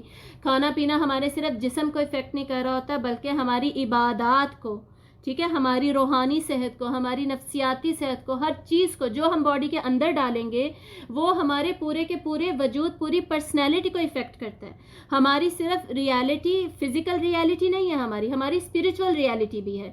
ٹھیک ہے، ان دونوں ریالٹیز کو جو ہم اپنے اندر ڈالیں گے وہ افیکٹ کرتا ہے. تو ہمیں یہ چوز کر کے ہمیں خود سوچنا چاہیے، دیکھنا چاہیے کہ ہم کیا اپنے اندر ڈال رہے ہیں اور کیا اپنے لیے کیا چوز نہیں کر رہے. ٹھیک ہے، تو کھانا پینا بھی آج کل خیر سے ہمارا بہت ہی برا ہو چکا ہے. ہم ریڈی میڈ چیزیں اور جن کا نیوٹریشنل ویلیو جس کی زیرو کے قریب ہو نا، وہ چیز ہم کھانا پینا پسند کرتے ہیں. جیسے یہ لیز وغیرہ ہو گئے، یہ پیپسی وغیرہ ہو گئی، یہ سب کیا ہے؟ کوئی بینیفٹ ہی نہیں ہے. بینیفٹ چھوڑے، الٹا نقصان ہے اور وہ ہمیں نظر ہی نہیں آ رہے ہوتے اور ہم ایون اپنے بچوں کو بھی خراب کر رہے ہوتے ہیں. اسی لیے اب صرف باڈی وائز ہی نہیں، باڈی ہماری ویک ہوئی تو ایمان بھی ہمارا ویک ہوا اور ہماری عبادات کتنی کم ہو چکی ہیں. ٹھیک ہے، اور روحانی طور پہ الگ ہم پہ امپیکٹ ہو رہا ہے. اب اس کے بعد ہم نے اس پورے ڈسکشن سے ہم یہ سیکھ رہے ہیں، صحابہ جو تھے وہ تاریخی نوٹ نہیں کیا کرتے تھے. ان کا اس بات پہ فوکس نہیں تھا کہ جی اچھا یہ واقعہ اس مہینے میں اس تاریخ کو ہوا تھا، میں اس کو نوٹ کر لوں. آج کل تو اتنا زیادہ یہ کانسیپٹ بن چکا ہے کہ اچھا یہ تب ہوا تھا، یہ میں نوٹ کر لوں. اس نے اس کو تب پروپوز کیا تھا، نوٹ کر لیا. تب منگنی ہوئی تھی، نوٹ کر لیا. تب نکاح ہوا تھا، نوٹ کر لیا. نوٹ کر کے ہم نے باقاعدہ ڈائریز لوگوں نے بنائی ہوتی ہے جس میں ڈیٹس، اس ڈیٹ کو یہ ہوا تھا. پورے خاندان کے بچوں کی ڈیٹ آف برتھ لکھی ہوئی ہیں. بھائی اس سے کوئی فرق نہیں پڑتا. فرق اس چیز سے پڑتا ہے کہ جو ہو رہا ہے وہ کیوں ہو رہا ہے، اس سے وہ کیوں اہم ہے، اس سے ہم سیکھ کیا رہے ہیں اور اس سے سیکھنے کے بعد ہمارے عمل میں کیا فرق پڑ رہا ہے. جو بھی کانسیپٹ ہم سیکھ رہے ہیں اس کی امپلیمنٹیشن ہم کیسے کر رہے ہیں, ایکشنز میں وہ کیسے ٹرانسلیٹ ہو رہا ہے, اور اس کے بعد اللہ تعالیٰ اس کا ہمیں ریوارڈ دیں گے یا کیسے دیتے ہیں, کیا ہے اصل میں یہ اصلی حقیقت حق یہ ہے بیسکلی.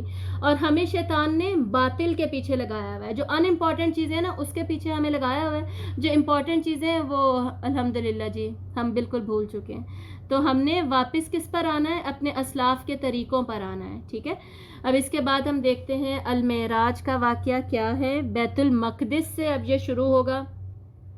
جو البراق تھا اس کو وہیں پہ بندہ چھوڑ دیا جائے گا, وہ ساتھ نہیں جائے گا. حضرت جبرائیل علیہ السلام کے ساتھ آپ صلی اللہ علیہ وآلہ وسلم اوپر کا سفر کریں گے. اوپر کیا ہے, اوپر ہیں ہمیں پتہ ہے 7 آسمان. ٹھیک ہے, 7 آسمان کس طرح ہیں, لیئرز میں ہیں, درجہ بدرجہ ہیں. آگے جا کے ابھی ہم آسمان کو ڈیٹیل میں دیکھیں گے. تو ہر آسمان پر جا کر آپ صلی اللہ علیہ وسلم اور حضرت جبرائیل اکٹھے, ہاں جی یہ میوٹ کر لیں جی. تو حضرت جبرائیل علیہ السلام نے ہر آسمان پر جا کر دروازہ کھٹکھٹایا. دروازہ کھٹکھٹا کر جو بھی فرشتہ اس دروازے کا داروغہ ہوتا تھا, بیسکلی گیٹ کیپر تھا, گیٹ کیپر ہے, وہ دروازہ کھولتا اور وہ حضرت جبرائیل علیہ السلام سے پوچھتا کہ آپ کس لیے تشریف لائے ہیں اور آپ کے ساتھ کون ہیں. تو حضرت جبرائیل علیہ السلام بتاتے کہ جی میرے ساتھ اللہ تعالیٰ کے رسول حضرت محمد صلی اللہ علیہ وآلہ وسلم موجود ہیں اور اللہ کی اجازت سے ہم اوپر جا رہے ہیں. تو وہ پھر دروازہ کھولتے اور مرحبا کہتے اور آپ صلی اللہ علیہ وآلہ وسلم کو سلام کرتے اور مسکرا کر ملتے, اور پھر حضرت جبرائیل علیہ السلام کو اگلے آسمان پر لے جاتے. اگلے آسمان پر پھر دروازہ کھٹکھٹایا جاتا. اب یہاں پر نبیوں سے ملاقات بھی ہونی ہے, اس پہ ہم واپس آئیں گے. ٹھیک ہے, فی الحال اتنا ہم دیکھ لیں. ہر آسمان پر بیسکلی یہی جو ہے پروسیس وہ ریپیٹ ہوا, یہی سلسلہ ریپیٹ ہوا. فرشتوں کا سوال پوچھنا, اب دیکھیں فرشتے ویریفائی کر رہے ہیں انفارمیشن, حالانکہ وہ حضرت جبرائیل کو جانتے تھے اور انہیں پتا تھا کہ حضرت جبرائیل کے ساتھ کون آ سکتا ہے. ایسے کوئی انسان نیچے سے اٹھ کے اوپر اتنا لمبا سفر تو نہیں کر سکتا نا, یقیناً کوئی خاص ہی ہوگا. لیکن انہوں نے اپنی اس سوچ پہ نہیں رہے کہ جی بس ہم نے سوچ لیا تو ایسا ہی ہوگا, بس ہم کھول دیں. ان کی جو ڈیوٹی ہے کہ انہوں نے ویریفائی کرنی ہے انفارمیشن, وہ ویریفائی کر رہے ہیں اور اس کے بعد جانے دے رہے ہیں. اور ہم انسان کتنی جگہ پہ ڈنڈیاں مارتے ہیں ویریفائی وغیرہ کرنے میں بھی, یا ایون اپنی جاب رسپانسبلٹیز میں. ہم میں سے جس کی جو رسپانسبلٹیز ہیں ہم اکثر اس سب کو پورا نہیں کر رہے ہوتے. ٹھیک ہے, تو ہمیں بھی چاہے ہمیں پتہ ہو چاہے کچھ ریپیٹ ہو رہا ہو, وہ ساری ہمیں اپنی رسپانسبلٹی پوری کرنی چاہیے. ٹھیک ہے, تو یہاں سے ہمیں فرشتوں کا ایٹیٹیوڈ بھی پتہ چل رہا ہے, خوشی والا, اور سلام کا خود سے سلام کرنا, آگے بڑھ کر ملنا. ٹھیک ہے, اور یہاں سے سنس آسمانوں کی بات ہو رہی ہے, آسمانوں میں دروازوں کی بات ہو رہی ہے, تو تھوڑا سا ہم آسمانوں کا سٹرکچر دیکھ لیں گے کہ آسمان اللہ تعالیٰ نے کیسے ڈیزائن کیے ہیں. قرآن مجید میں ہمیں کیا پتہ چلتا ہے, کیوں ہم یہ دیکھ رہے ہیں. ابھی ہم بات کر رہے تھے نا آیات الکبریٰ کی, اللہ تعالیٰ کے سائنس کی. تو اللہ تعالیٰ کہتے ہیں کہ ایک تو نشانیاں تمہارے انفس میں ہیں, جس کو آج کل ہم مائکروکازم کہتے ہیں, اور ایک نشانیاں کدھر ہیں, آفاق میں ہیں. ٹھیک ہے, آفاق کیا ہے, میکروکازم. ٹھیک ہے, مطلب انسان کے اندر نشانیاں ہیں اور انسان کے باہر نشانیاں ہیں. تو اپنے اندر بھی پوری انسان کے اندر پوری کائنات چھپی ہوئی ہے, اس کو اسٹڈی کرنا.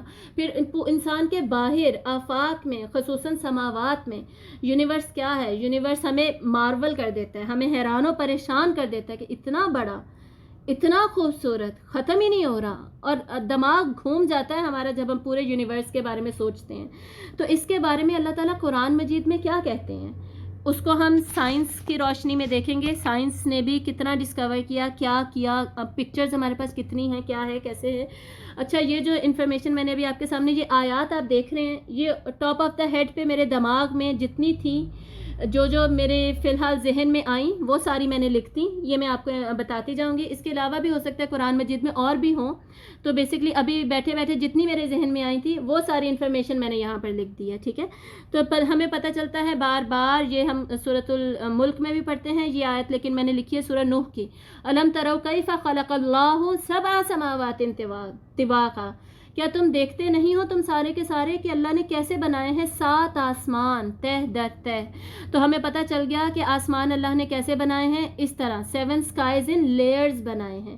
جو سب سے نیچے والا سکائی ہے اس کو کیا کہتے ہیں اللہ تعالیٰ, السماء الدنیا, دنیا کا آسمان. دنیا کا مطلب کیا ہوتا ہے, دنیا ادنا سے نکلا ہے. ٹھیک ہے, مطلب لویسٹ, سب سے چھوٹا, اور جس کی امپورٹنس بیسکلی دنیا کی امپورٹنس نہیں ہے، اس لیے دنیا کو دنیا کہا جاتا ہے ادنا سے ورڈ کو. لیکن یہاں پر کیا مطلب ہے؟ یہاں پر مطلب ہے کہ دا لوئسٹ اسکائی، جو سب سے پہلے بیسکلی آ جائے گا، that is the first sky. طوا کا کیا ہوتا ہے؟ طے، جیسے کپڑے طے کرتے ہیں نا، ایک کپڑا دوسرے کپڑے کے اوپر آتا ہے، اس طریقے سے آسمانوں کی ارینجمنٹس ہیں. اب یہ 7 اسکائز ختم ہوں گے، اس کے اوپر پھر کیا ہوگا؟ سدرۃ المنتہا ہوگا، جنتیں ہوں گی، اس کے اوپر اللہ تعالیٰ کا عرش ہوگا اور اللہ تعالیٰ کی کرسی ہوگی. کرسی کیا ہے؟ آیت الکرسی میں جس کا ذکر آتا ہے، آیت الکرسی میں جس کرسی کا ذکر آتا ہے نا، وہ بیسکلی اللہ تعالیٰ کا فٹ سٹول ہے.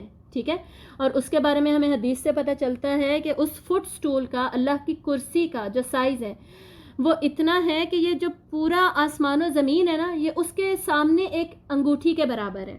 ٹھیک ہے، یہ 7 اسکائز، یہ پوری زمین، یہ سارا کچھ اس ایک انگوٹھی کے برابر ہے اللہ کی کرسی کے سامنے. تو اللہ کا عرش پھر کتنا ہیوج ہوگا. لیکن اللہ کا عرش، اللہ کی کرسی، یہ بھی بیسکلی یہ سب کچھ کریشن میں ہی آتا ہے. ٹھیک ہے، تو یہ ہمیں پتہ ہونا چاہیے. اور اس کے بعد ہمیں کیا پتہ چلتا ہے؟ یہ سورۃ النبا میں وَفُتِحَتِ السَّمَاءُ فَكَانَتْ أَبْوَابًا، اور کھول دیے جائے گا آسمان. کب؟ یہ قیامت کے دن کی بات ہو رہی ہے. اور وہ دروازے ہو جائے گا، یعنی اس کے اندر جتنے بھی دروازے وغیرہ ہوں گے نا، بس وہی نظر آ رہے ہوں گے، کھول دیے جائیں گے سارے دروازے. تو یہ ہمیں اسراء والمعراج میں یہ ان احادیث سے بھی پتہ چل رہا ہے. معراج پر سارے دروازے کھولے گئے آسمانوں کے، جس کے اندر سے آپ صلی اللہ علیہ وسلم کراس کیا اور آگے گئے. یعنی آسمان میں کوئی دروازے ہیں، ہمیں نہیں پتہ اب اس کی کیا ریالٹی ہے، کیسے ہیں، کیوں ہیں، لیکن دروازے موجود ہیں. اس کا پروف ہمیں قرآن مجید سے ملتا ہے. اس کے بعد سورۃ البروج سے ہمیں پتہ چلتا ہے وَالسَّمَاءِ ذَاتِ الْبُرُوج، قسم آسمان کی جو کیسا ہے؟ بروج والا ہے، برج والا ہے. برج کو سمجھنا آج کل مشکل نہیں رہا. دبئی میں ہے نا برج الخلیفہ، اور پتہ نہیں کون کون سے برج آج کل فیمس ہیں. برج کیا ہوتا ہے؟ برج بیسکلی بہت بڑے پلر کو کہتے ہیں، بہت بڑے ہیوج لمبے اسٹرکچر کو بیسکلی کہتے ہیں برج، جو کہ استعمال کس لیے ہوتا ہے؟ ایلیویشن کے لیے، جس میں ایلیویٹر ہو یا ایسکلیٹرز ہوں یا کوئی نہ کوئی سیڑھیاں ہوں، لفٹ لگی ہوئی ہے. سمجھ آ رہی ہے؟ ایسا کوئی اسٹرکچر. آسمان کیا ہے؟ اس میں ایسے کوئی اسٹرکچرز ہیں جو کہ بروج ہے، برج والا ہے آسمان. اب اس کی یہ آپ دیکھیے گا امیجز، بیسکلی میں نے ویسے ہی رکھے ہیں، میں ساتھ ساتھ آپ کو ایکسپلین کرتی ہوں. یہ دیکھیے، یہ ہے پلرز آف کریشن، جو کہ ہبل جو ٹیلیسکوپ ہے اس نے یہ امیج کیپچر کیا ہے. نیچے یہ لکھا بھی ہوا ہے eagle nebulas pillars of creation. Some kind of pillars ہیں یہ، جس کو سائنس بھی پلرز کہہ رہی ہے. اور اللہ نے آلریڈی ہمیں بتا دیا وَالسَّمَاءِ ذَاتِ الْبُرُوج. اب یہ پلرز کیا ہیں، کیوں ہیں، کیسے ہیں، ان کا فنکشن کیا ہے، یہ آپ لوگ انشاءاللہ خود اسٹڈی کیجئے گا ایسٹرو فزکس میں جا کے اور انٹرنیٹ پہ سرچ کر کے. لیکن یہ البتہ ایسا اسٹرکچر اسکائی میں ایگزسٹ کرتا ہے. ٹھیک ہے، اور اس کے بعد ہم قرآن مجید میں کیا اسٹڈی کرتے ہیں؟ مزید آسمان میں کیا ہے؟ اللہ تعالیٰ کہتے ہیں خلق السماوات بغیر عمد، اللہ تعالیٰ نے آسمانوں کو بنایا بغیر کسی اس کے سپورٹنگ پلرز کے. ایسے پلرز، ایسے ستون بیسکلی جو کہ سپورٹ کرتے ہیں اسٹرکچر کو کھڑا ہونے میں، جیسے گھر کو ستون کے اوپر کھڑا کیا جاتا ہے، اس کے بغیر اللہ نے آسمان کو بنایا. آسمان کو کسی بھی سپورٹ کی ضرورت نہیں ہے، اللہ تعالیٰ نے اس کو ویسے ہی لٹکایا ہوا ہے. ٹھیک ہے، تو اس طرح کے کوئی پلرز نہیں ہیں. لیکن ایلیویشن کے لیے بروج البتہ آسمان میں ہیں، جن کا مقصد یہ نہیں ہے کہ وہ اسکائی کو سپورٹ کریں. یہ آپ نے یاد رکھنا ہے. اس کے بعد اللہ تعالیٰ قرآن میں کہتے ہیں وَالسَّمَاءِ ذَاتِ الْحُبُكِ، یہ ہے سورۃ الذاریات میں. وَالسَّمَاءِ ذَاتِ الْحُبُكِ، حبک کہتے ہیں رستوں کو، پاتھ ویز کو. آسمان، قسم ہے اس آسمان کی جو کہ رستوں والا ہے، کانسٹیلیشنز والا ہے، پاتھ ویز والا ہے. تو یہ آلریڈی ہم نے یہ پکچر میں ابھی دیکھا. یہ دیکھیں، یہ اسکائی میں یہ سارے ہمیں سٹارز نظر آ رہے ہیں. سٹارز کے پرٹیکولر پلیسمنٹس ہیں جن کے ذریعے سے وہ رستے بتاتے ہیں. اور پرانے زمانوں سے جب یہ گوگل میپ وغیرہ، یہ تو بہت بعد کی ایجاد ہے نا، اس کے علاوہ بھی جب ہائی ویز نہیں ہوتی تھی، کچھ بھی نہیں ہوتا تھا، لوگوں کو رستے کیسے پتہ چلتے تھے کہاں سے کہاں جانا ہے؟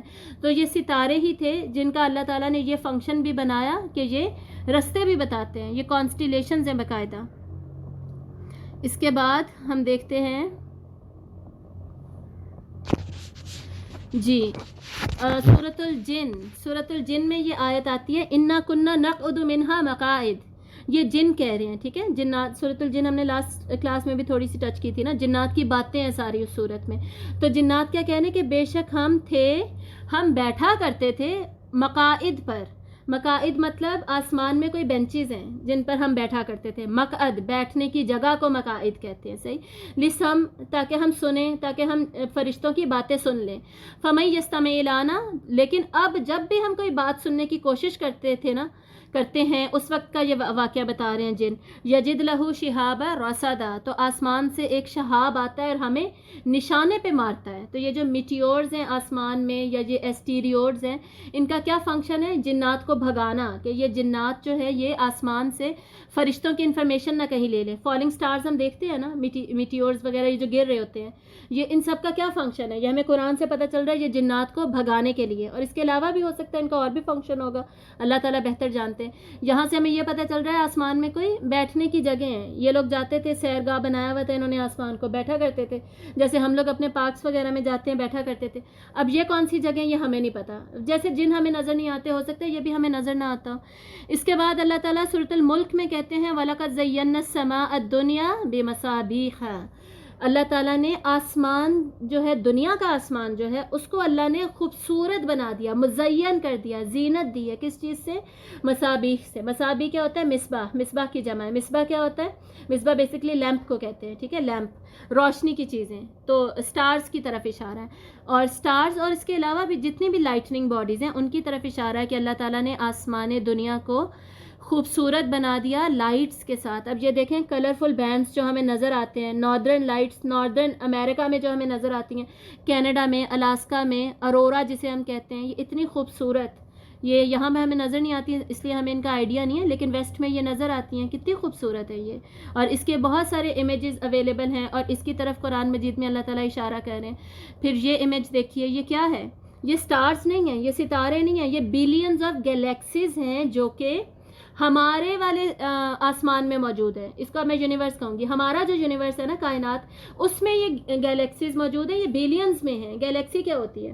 گیلیکسی بیسکلی ہوتی ہے وہ اسٹرکچر جس میں کہ کچھ سٹارز اپنی گریویٹیشنل پل کی وجہ سے اکٹھے رہتے ہیں. جو بھی ان کے درمیان میٹر ہے نا جو انہیں جوڑ کے رکھتا ہے, وہ اس کے اندر اکٹھے رہتے ہیں. پھر جو دوسری گیلیکسی ہوگی اس کے اپنے سٹارز ہوں گے. اس گیلیکسی اور اس گیلیکسی میں تھوڑا سا فاصلہ ہوگا, ڈسٹینس ہوگا. سمجھ آ رہی ہے نا؟ جیسے ایک گھر میں ایک لوگ اکٹھے رہتے ہیں, دوسرے گھر میں دوسرے لوگ اکٹھے رہتے ہیں, چاہے وہ گھر آپس میں جڑے ہوئے ہیں لیکن ہمیں ڈفرینس پتہ ہے. اسی طرح یہ گیلیکسیز ہیں. تو جب بلینز آف گیلیکسیز ہیں تو سوچیں بلینز آف گیلیکسیز میں ٹریلینز اور پتہ نہیں زیلینز کتنے سٹارز ہوں گے, کتنے سٹارز ہوں گے, کتنے پلانٹس ہوں گے, کتنے مونز ہوں گے. سمجھ آ رہی ہے نا؟ تو اتنا زیادہ ہیوج ہے ہمارا یونیورس. اور یہ ابھی ہم کس کی بات کر رہے ہیں؟ السماء دنیا کی بات کر رہے ہیں صرف. اور آپ صلی اللہ علیہ وسلم نے اس پہلے اسکائی کا سفر کر کے پھر سیکنڈ اسکائی, تھرڈ, سارے اسکائیز کور کیے. اور ہم ابھی تک اس دنیا میں اسی اسکائی کو ایکسپلور کر رہے ہیں, اس کو بھی ہم پورا ابھی تک ایکسپلور نہیں کر پائے. اور اگلے اسکائیز تو پتہ نہیں خیر ہم کب ایکسپلور کریں گے. اور آگے پہلے دیکھیے, پھر ہم اس ٹاپک پہ مزید ڈسکشن کرتے ہیں.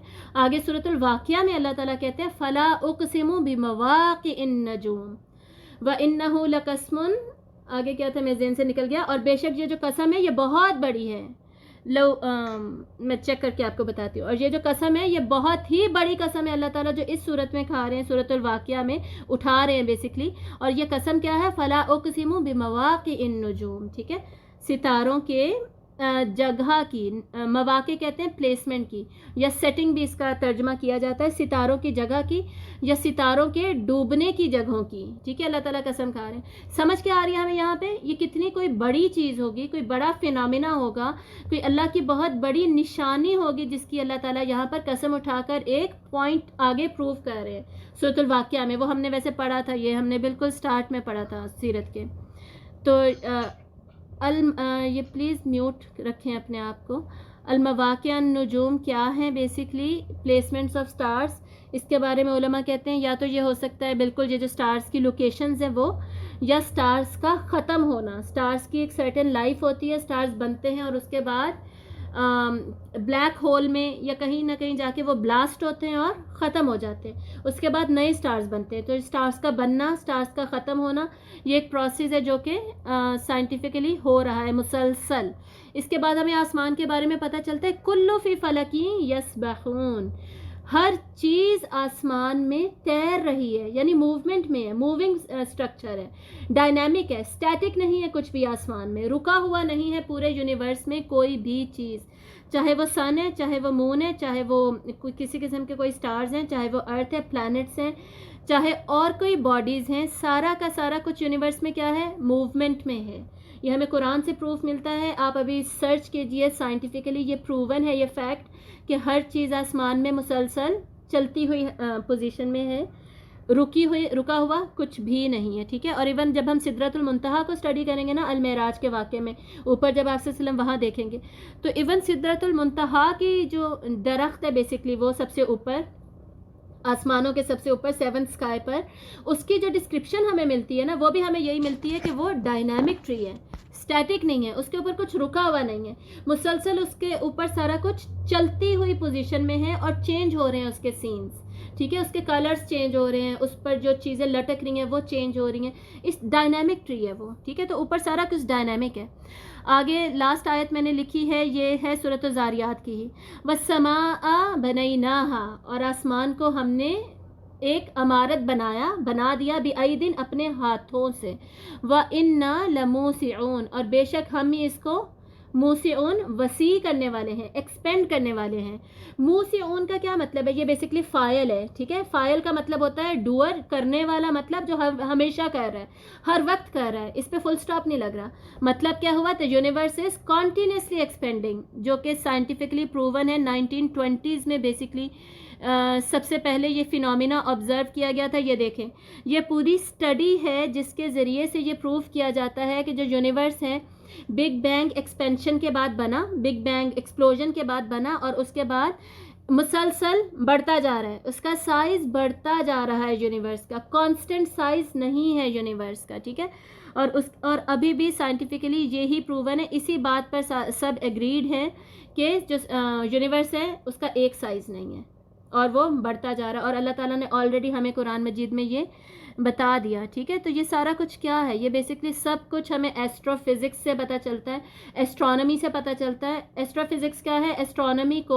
ایسٹرونومی مطلب جتنی بھی انٹرسٹیلر باڈیز ہیں، یونیورس میں جو باڈیز ہیں اوپر، ہمارے اوپر، ان سب کی study in the light of physics and chemistry کی جاتی ہے، ٹھیک ہے۔ تو سارے بیچارے نان مسلمز اس اسٹڈی میں گھسے ہوئے وہ کہہ رہے ہیں ہمیں آنا چاہیے، ہمیں آگے آنا چاہیے، ہمیں اللہ نے آلریڈی قرآن میں اتنے سارے پوائنٹرز دے دیے، اتنی زیادہ انفارمیشن دے دی، اس انفارمیشن کو بیسس بنا کر ہم اتنا کچھ ڈسکور کر سکتے ہیں، ایکسپلور کر سکتے ہیں، فائنڈ آؤٹ کر سکتے ہیں، اور اس کو قرآن سے ریلیٹ کر کے ہمارا کام ہے تبلیغ کرنا، ہمارا کام ہے لوگوں کو اسلام کی طرف لے کر آنا، اسلام کے ساتھ جوڑنا۔ اس سب کو پروف کر کے نان مسلمز کیا کرتے ہیں؟ وہ کریشن کو جب پروف کرتے ہیں نا، وہ کریشن کے مارول میں ہی گم جاتے ہیں کہ اتنی عجیب و غریب کریشن، اسی میں ہی رہ جاتے ہیں، وہ کریشن کو کریٹر سے جوڑ ہی نہیں پاتے۔ کون جوڑے گا؟ کیسے جوڑے گا؟ یہ ہمارا کام ہے کہ ہم انہیں بتائیں کریشن کو دیکھ کے اصل میں کریٹر کی تعریف کرنی ہے، کریشن کی بھی کرنی ہے، لیکن کریشن سے اصل میں خالق یاد آنا چاہیے، خالق کی تعریف کرنی چاہیے کہ یا اللہ کیسی تیری قدرت ہے، کیسی پاور ہے، تو نے اتنا کچھ بنایا ہوا ہے۔ اور آسمان کو جب میجر کیا جاتا ہے، آسمان میں جب ڈسٹنس میجر کیا جاتا ہے، لائٹ ایئرز میں میجر کیا جاتا ہے، 1 لائٹ ایئر کتنا بڑا ہوتا ہے؟ اب مجھے ایگزیکٹلی یاد نہیں ہے، لیکن بہت ہی ہیوج سائز ہے، آپ گوگل کر لیجئے گا 1 light year is equal to how many miles, یا جو بھی آپ دیکھنا چاہیں۔ تو 1 لائٹ ایئر جب اتنا زیادہ بڑا ہے تو وہ یونیورس جو کہ کنٹینیوسلی ایکسپینڈ کر رہا ہے، وہ بالکل ہمارے دماغ کو بالکل معاف کر دیتا ہے کہ یہ کیسا ہے، یہ کیا ہے، اور اللہ کی اتنی بڑی نشانی ہے یہ یونیورس، ٹھیک ہے۔ اس یونیورس کو پھر پڑھ کے، اس کے بارے میں دیکھ کے، اللہ کی اس اتنی بڑی نشانی کو دیکھ کر ہمیں اللہ تعالیٰ کے ساتھ جوڑنا چاہیے، اور یہ ہمیں حدیث ملتی ہے، اور نان مسلمس کو بھی جوڑنا چاہیے اور اپنے بچوں کو اس فیلڈ میں لے کر آنا چاہیے، ٹھیک ہے۔ یہ بیسکلی میں بات کر رہی تھی۔ اور سورۃ الطلاق یاد رکھیے گا، سورۃ الطلاق کی آخری آیت ہے، آخری آیت میں اللہ تعالیٰ کہتے ہیں اللہ الذی خلق 7 سماوات ومن الارض مثلہن، مطلب اللہ نے آسمان بنائے 7 اور زمین میں بھی کچھ ویسا ہی بنایا ہے، اس کے جیسا ہی زمین کے اندر بھی بنایا ہے۔ اب زمین میں کیا ہے؟ 7 کیا ہے زمین میں یا 7 زمینیں ہیں، یہ ابھی تک سائنس ایکسپلور نہیں کر سکی، کوئی سائنٹسٹ ایکسپلور نہیں کر سکا. ہمیں اتنے پوائنٹرز ملتے ہیں قرآن مجید میں، لیکن ہم نے اپنے آپ کو اور اپنے بچوں کو قرآن سے بھی دور رکھا ہوا ہے، قرآن کی تجوید سے، قرآن کی تفسیر سے، سمجھ سے، ہر چیز سے ہم نے دور رکھا ہوا ہے، سیرت سے بھی دور رکھا ہوا ہے، اور ہم نے پتہ نہیں کن چکروں میں لگایا ہوا ہے اپنے بچوں کو. تو ہم اس طرف لے کر آئیں، انہیں قرآن پڑھائیں، اس کے بعد یہ دنیا کی بھی نالج دیں، اور دنیا کی نالج کو وہ پھر قرآن کے ساتھ جوڑیں، اس سے ان کے ایمان کو تقویت ملے اور نان مسلمس کو وہ اسلام کی طرف لے کر آئیں. ٹھیک ہے. اور یہ حدیث ابھی ہم دیکھ رہے تھے، یہ بھی الاسراء والمعراج سے ریلیٹڈ یہ حدیث ہے. آپ صلی اللہ علیہ وسلم نے فرمایا کہ جب مجھے حضرت جبرائیل علیہ السلام اوپر لے کر گئے تو میں نے جو زمین کے اوپر تھا نا سارا سٹرکچر، زمین کے اوپر بیسکلی ایک گرین کلر کا سبز رنگ کا بچھا ہوا قالین دیکھا، یعنی سبز رنگ کی روشنی تھی پوری زمین کے اوپر. اور یہ پکچر جو ہے یہ آپ سرچ کیجئے گا، گرین کارپیٹ اراؤنڈ دا ارتھ. یہ بھی اب سائنٹیفکلی پروون ہے. اب تو زمین سے بہت اوپر جا چکا نا انسان، اسپیس شپس وغیرہ آسمان میں ہیں، اسپیس میں ہیں ہمارے. تو اسپیس شپ سے جب وہ نیچے دیکھتے ہیں تو انہیں یہ گرین کارپیٹ سراؤنڈنگ دا ارتھ نظر آتا ہے، جو کہ آپ صلی اللہ علیہ وآلہ وسلم نے بھی دیکھا، اور آپ صلی اللہ علیہ وآلہ وسلم نے الاسراء والمعراج کے موقع پر اس کے بارے میں بھی بتایا. ٹھیک ہے. اور یہ ایک صحابی کی رائے اس میں لکھا ہوا تھا کہ آیات الکبریٰ میں یہ بھی شامل ہے، اور ڈیفینیٹلی یہ ساری ہی اللہ تعالیٰ کی آیات ہیں جو کہ شامل ہے. اس کے بعد اب آسمانوں کا ہم نے سٹرکچر پڑھ لیا، کیونکہ ہم آپ سے سلام آسمانوں پر جا رہے تھے. آسمانوں میں بیسکلی ہوا کیا، سب سے پہلے آسمان پر آپ صلی اللہ علیہ وآلہ وسلم کی ملاقات کس سے کروائی گئی؟ حضرت آدم علیہ السلام سے، جو کہ ہم سب کے والد ہیں، ہم سب کے پہلے والد ہیں. تو یہی سوٹیبل تھا، سب سے مناسب تھا ہی یہی کہ آپ صلی اللہ علیہ وآلہ وسلم کی سب سے پہلی ملاقات ہو اپنے پہلے والد سے، اور وہ ہیں حضرت آدم علیہ السلام. تو جب وہاں پر گئے ہیں تو حضرت جبرائیل علیہ السلام نے جا کر فرمایا کہ آپ صلی اللہ علیہ وسلم کو بتایا کہ یہ آپ کے والد ہیں حضرت آدم علیہ السلام، تعارف بیسکلی دیا، اور ان کو سلام کہیے. ٹھیک ہے. یہ حضرت جبرائیل علیہ السلام نے آپ صلی اللہ علیہ وسلم سے کہا. تو حضرت آدم علیہ السلام نے آگے سے کہا کہ مرحبا میرے پیارے، میرے نیک بیٹے، میرے نیک بیٹے اور نیک رسول، ایسے حضرت آدم علیہ السلام نے کہا. اور آپ صلی اللہ علیہ وسلم پھر حضرت آدم کو ملے، اور پھر آپ صلی اللہ علیہ وسلم کی حدیث میں ملتی ہے کہ آپ صلی اللہ علیہ وسلم دیکھتے تھے کہ حضرت آدم اپنی ایک دائیں طرف دیکھتے تو مسکرا دیتے، اور حضرت آدم اپنی بائیں طرف دیکھتے تو اداس ہو جاتے. ٹھیک ہے. تو حضرت جبرائیل علیہ السلام نے بتایا کہ یہ جب دائیں طرف دیکھتے ہیں تو انہیں جنتی نظر آتے ہیں اور یہ مسکرا دیتے ہیں، اور جب یہ بائیں طرف دیکھتے ہیں تو انہیں جہنمی نظر آتے ہیں اور یہ اداس ہو جاتے ہیں. ٹھیک ہے. تو یہ چھوٹا سا واقعہ ہمیں یہاں پر ملتا ہے. اور آپ صلی اللہ علیہ وسلم فرماتے ہیں جب آپ نے صحابہ کو نریٹ کیا یہ واقعہ کہ حضرت آدم علیہ السلام کو میں نے دیکھا اور وہ بہت لمبے قد کے تھے، بہت بڑے تھے. ٹھیک ہے. تو حضرت آدم علیہ السلام سے ریلیٹڈ ایک اور بھی حدیث ہمیں ملتی ہے نا کہ آپ کی ہائٹ آلموسٹ 90 کیوبک فیٹ تھی. ضعیف حدیث ہے یہ، لیکن البتہ یہ حدیث ہمیں ملتی ہے. 90 کیوبک فیٹ کتنا بنے گا؟ آلموسٹ جتنے آج کل ہمارے 2-3 منزلہ جو گھر ہوتے ہیں نا اتنے بڑے. ٹھیک ہے. تو اس کے بعد آپ صلی اللہ علیہ وسلم کو دوسرے آسمان پر لے جایا گیا. دوسرے آسمان پر پھر وہی فرشتوں کا سوال، اور پھر جو کہ بیسکلی گیٹ کیپر تھے. ٹھیک ہے. ڈور کیپر کہنا چاہیے، ڈور کیپر تھے. اور یہ سب کیا ہیں؟ یہ پروفٹس آپ صلی اللہ علیہ وسلم کو ویلکم کر رہے ہیں، آپ صلی اللہ علیہ وسلم کو ملاقات مل رہے ہیں. ٹھیک ہے. جیسے بہت بڑی کوئی سیلیبریٹی آتی ہے یا پرائم منسٹرز وغیرہ، کنگز وغیرہ کہیں جاتے ہیں کنٹریز میں، تو ہم دیکھتے ہیں نا ایئرپورٹ پر ان کو ریسیو کرنے کے لیے کوئی کھڑا ہوتا ہے، ریسیو کیا جاتا ہے، باقاعدہ اسٹیپس میں سارے کھڑے ہوتے ہیں، یعنی ایک دوسرے کے بعد لائن میں کھڑے ہوتے ہیں، ملتے ہیں سب ان کو، پھر انہیں لے جایا جاتا ہے ڈیسٹینیشن پہ، جس بھی بادشاہ سے یا منسٹر سے ملاقات ہونی ہے وہاں لے جایا جاتا ہے. تو ایگزیکٹلی یہ سیم سچویشن جہاں پر ہو رہی ہے. ٹھیک ہے. تو دوسرے آسمان پر پھر آپ صلی اللہ علیہ وآلہ وسلم کی ملاقات کروائی گئی. دوسرے آسمان پر آپ صلی اللہ علیہ وآلہ وسلم کی ملاقات کرائی گئی 2 کزنز کے ساتھ. وہ کزن کون تھے؟ حضرت عیسیٰ علیہ السلام، حضرت مریم علیہ السلام کے بیٹے، اور دوسرے حضرت مریم کی بہن کے بیٹے حضرت یحییٰ علیہ السلام. ٹھیک ہے. حضرت عیسیٰ اور حضرت یحییٰ علیہ السلام سے ملاقات کروائی گئی. اسی طرح آپ حضرت جبرائیل علیہ السلام نے ان کا تعارف پیش کیا، اور ان دونوں نے آپ صلی اللہ علیہ وآلہ وسلم سے فرمایا مرحبا ہمارے نیک بھائی اور اللہ کے نیک رسول. ٹھیک ہے. اور آپ صلی اللہ علیہ وآلہ وسلم فرماتے ہیں کہ حضرت عیسیٰ علیہ السلام درمیانے قد کے تھے، اور سرخ و سفید رنگ تھا ان کا، اور ان کے بال گیلے تھے، ٹھیک ہے، یعنی ان کے بال ایسے تھے، محسوس ہو رہا تھا کہ جیسے گیلے ہوں. تو یہ اس حدیث سے بھی ہمیں ویسے پتہ چلتا ہے کہ جب حضرت عیسیٰ علیہ السلام آئیں گے دوبارہ دنیا میں، اتر رہے ہوں گے، اس حدیث میں بھی پتہ چلتا ہے کہ حضرت عیسیٰ علیہ السلام کے بال کچھ گیلے ہیں، ٹھیک ہے. تو اللہ تعالیٰ بہتر جانتے ہیں اس کی وجہ، لیکن ہم یہ جانتے ہیں کہ حضرت عیسیٰ علیہ السلام آسمانوں میں حیات ہے. اللہ تعالیٰ نے حضرت عیسیٰ کو زندہ ہی اوپر اٹھا لیا تھا، اور وہ دوبارہ آئیں گے اینڈ آف دا ٹائمز میں، اور اس کو ختم کریں گے، دجال کو ختم کریں گے. اس کے بعد یاجوج ماجوج جب نکل آئیں گے، ان کو حضرت عیسیٰ کی دعا سے وہ ختم ہوں گے، اور اس کے بعد حضرت عیسیٰ رول کریں گے، شادی کریں گے، بچے ہوں گے. اس کے بعد پھر حضرت عیسیٰ علیہ السلام کا وصال ہوگا. تو یہ سب ہم جانتے ہیں.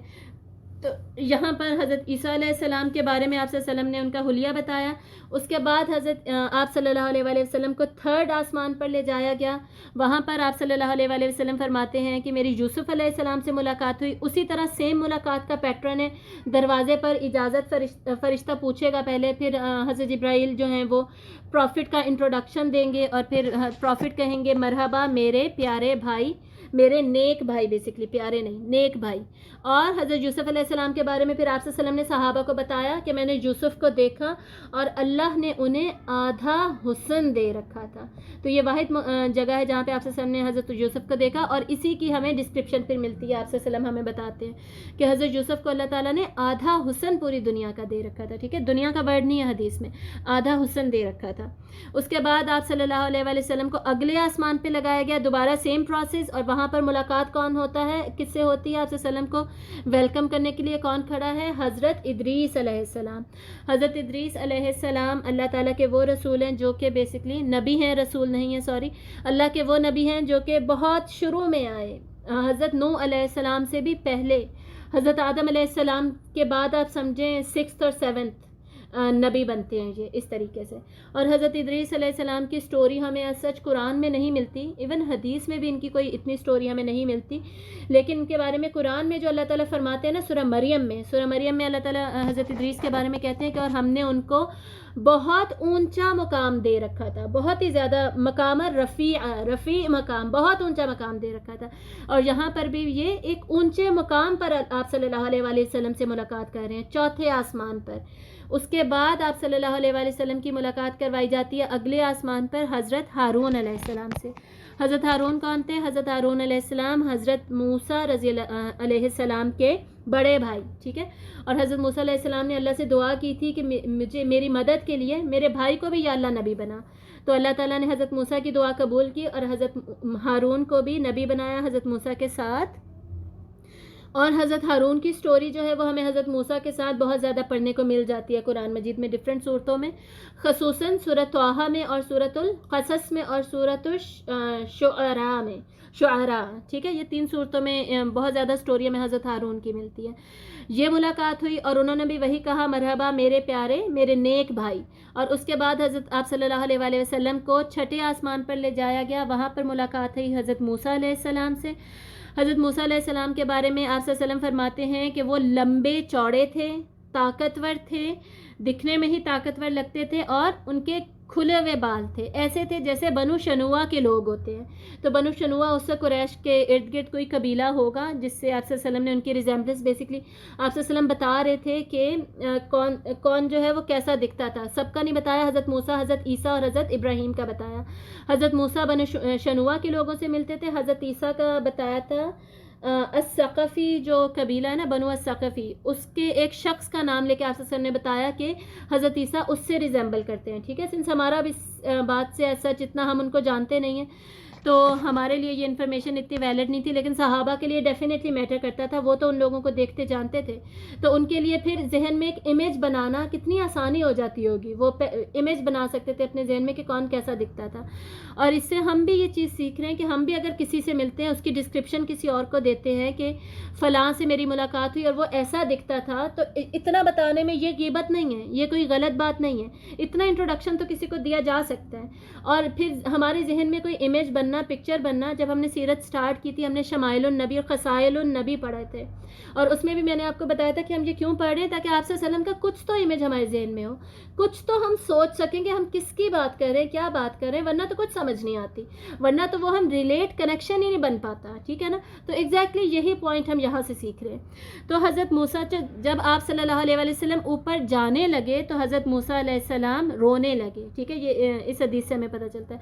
تو وجہ پوچھنے پر انہوں نے بتایا کہ یہ جو جوان ہے یعنی آپ صلی اللہ علیہ وسلم جو ہیں یہ میرے بعد آیا, اور اس وقت آپ صلی اللہ علیہ وسلم کی عمر کتنی تھی, آلموسٹ 52 ایئرس تھی, صحیح ہے. تو ان کو حضرت موسیٰ کیا کہہ رہے ہیں, جوان کہہ رہے ہیں. کیوں کہہ رہے ہیں, حضرت موسیٰ علیہ السلام کی خود کب وفات ہوئی تھی, آلموسٹ 130 ایئرس کے اراؤنڈ حضرت موسیٰ کی اتنی ایج تھی, ٹھیک ہے, اس ایج میں ان کی وفات ہوئی تھی. تو وہ آپ صلی اللہ علیہ وسلم کو کہہ رہے ہیں کہ یہ ینگ لڑکا, یہ غلام ینگ لڑکے کو کہتے ہیں, یہ میرے بعد آیا اور اس کی امت میری امت پر بازی لے گئی کہ قیامت کے دن اس کی امت تعداد میں بھی میری امت سے زیادہ ہوگی, اعمال میں بھی میری امت سے زیادہ ہوگی, ٹھیک ہے. تو حضرت موسیٰ کا جو رونا تھا وہ ایک پازیٹیو رونا تھا بیسکلی, کہ درجات میں, حسنات میں اللہ تعالیٰ کہتے ہیں نا کہ ففروا الی اللہ, اللہ کی طرف دوڑو, بھاگو, مسابقت کرو. فَلْيَتَنَافَسِ الْمُتَنَافِسُونَ, اس کا کیا مطلب ہے, سورۃ المطففین میں جو آتا ہے کہ جو مومنین ہیں وہ نیکیوں میں ہی تو ایک دوسرے کے ساتھ سبقت لے جانے کی کوشش کرتے ہیں. تو جب ہم نے سبقت لے جانے کی کوشش کرنی ہے وہ نیکیوں میں کرنی ہے, تو اس کو حضرت موسیٰ فیل کر کے رو رہے ہیں. یعنی ایک پازیٹیو فیلنگ ہے ان کے اندر کہ ان کی امت اتنی آگے جا رہی ہے تو میری امت کو بھی ایسا ہی ہونا چاہیے تھا. لیکن حضرت موسیٰ وہ رسول ہیں جن کی امت میں منافقین بھی اتنے زیادہ تھے اور مسلمان بھی تھے. اور ہمیں پتہ ہے کہ آپ صلی اللہ علیہ وسلم کی جو امت ہے اس میں بھی آپ صلی اللہ علیہ وسلم جب تھے تب بھی منافقین بھی تھے اور مومنین بھی تھے, لیکن صحابہ بہت اچھے تھے, ٹھیک ہے. حضرت موسیٰ کے ارد گرد جو لوگ تھے زیادہ تر منافقین تھے اور مومن بھی ڈیفینیٹلی تھے. تو یہ ہمیں چھوٹا سا واقعہ ملتا ہے. اس کے بعد آپ صلی اللہ علیہ وسلم اوپر گئے, حضرت ابراہیم علیہ السلام سے ملاقات ہوئی 7th اسکائی پر, اور ہمیشہ آپ صلی اللہ علیہ وسلم فرماتے کہ حضرت ابراہیم میرے والد ہیں, اور حضرت ابراہیم نے آپ صلی اللہ علیہ وسلم کو کیسے ویلکم کیا دوبارہ, مرحبا میرے نیک بیٹے اور میرے نیک رسول, ٹھیک ہے, ایسے کہہ کے حضرت ابراہیم علیہ السلام نے ویلکم کیا. اور آپ صلی اللہ علیہ وسلم فرماتے ہیں کہ میں نے دیکھا حضرت ابراہیم بیت المعمور کے ساتھ کمر لگائے, ٹیک لگائے بیٹھے ہوئے تھے, ٹھیک ہے. اور حضرت ابراہیم کے ساتھ سب سے زیادہ جس کی مشابہت ہے نا وہ میں خود ہوں, ایسے آپ صلی اللہ علیہ وسلم نے فرمایا. یعنی حضرت ابراہیم سے آپ صلی اللہ علیہ وسلم کی بہت زیادہ ریزیمبلنس تھی, شکل ملتی تھی, ٹھیک ہے, شکل مبارک ملتی تھی. اور ہمیں پتہ ہے کہ آپ صلی اللہ علیہ وآلہ وسلم دعا بھی ہیں حضرت ابراہیم علیہ السلام کی. حضرت ابراہیم نے دعا کی تھی کہ آخری رسول میری اس میں سے آئیں, میری پروجنی سے میں آئیں, میری نسل میں سے آئیں, اور وہ یہ کام کریں. آلریڈی ہم یہ جو آیت ہے قرآن مجید کی سورۃ البقرہ کی ہم یہ پڑھ چکے ہیں 1st, 2nd, 3rd لیسن میں کہیں پہ. تو آپ صلی اللہ علیہ وسلم آلریڈی حضرت ابراہیم کی ہی دعا ہے, تو سب سے زیادہ مشابہت آپ صلی اللہ علیہ وسلم کی تھی حضرت ابراہیم سے. تو بیت المعمور بیسکلی کیا ہے, بیت المعمور ہے خانہ کعبہ کے جیسا سملر سٹرکچر, بیت اللہ جیسا سملر سٹرکچر بیت المعمور, جس کا قرآن میں بھی ذکر آتا ہے سورۃ الطور کی 4 یا 5 آیت میں. اور یہ بیسکلی کعبہ ہے فرشتوں کا, جہاں پہ فرشتے طواف کرتے ہیں. اور آپ صلی اللہ علیہ وسلم فرماتے ہیں کہ جب سے یہ بیت المعمور بنا ہے, اور اس کی لوکیشن کیا ہے, ایگزیکٹلی کعبہ کے اوپر, ایگزیکٹلی کعبہ سے اوپر 7th اسکائی پہ پہنچ کر بیت المعمور کا سٹرکچر ہے. اور جب سے یہ بیت المعمور بنا ہے تب سے ہمیشہ 70,000 فرشتے اس کا طواف کرتے ہیں, اور ان کی دوبارہ باری نہیں آتی, وہ چلے جاتے ہیں, پھر نئے 70,000 آتے ہیں, وہ کرتے ہیں, پھر نئے 70,000. اور اس یونیورس کو بنے ہوئے, بیت المعمور کو بنے ہوئے پتہ نہیں بلینز آف ایئرس تو ہو چکے ہیں, ٹھیک ہے. تو ان بلینز آف ایئرس میں کتنے فرشتے طواف کر چکے ہوں گے, ان کی باری نہیں آتی, تو ہم سوچ بھی نہیں سکتے پھر کتنے فرشتے ہیں, کوانٹیٹی آف فرشتے کتنی ہے ہمیں نہیں پتہ. آسمانوں میں آپ صلی اللہ علیہ وسلم کی یہ بھی حدیث ہے نا کہ پورے آسمان میں کوئی جگہ ایسی نہیں ہے, ایک انگلی کے برابر بھی جگہ خالی نہیں ہے جہاں پر کہ کوئی ایک فرشتہ سجدے میں نہیں گرا ہوا, ٹھیک ہے. یہ بھی حدیث ہے. یعنی کچھ فرشتوں کو اللہ نے بنایا ہی صرف عبادت کے لیے, وہ سجدے میں ہی گرے ہوئے ہمیشہ ہمیشہ کے لیے. پورا آسمان بھرا پڑا ہے.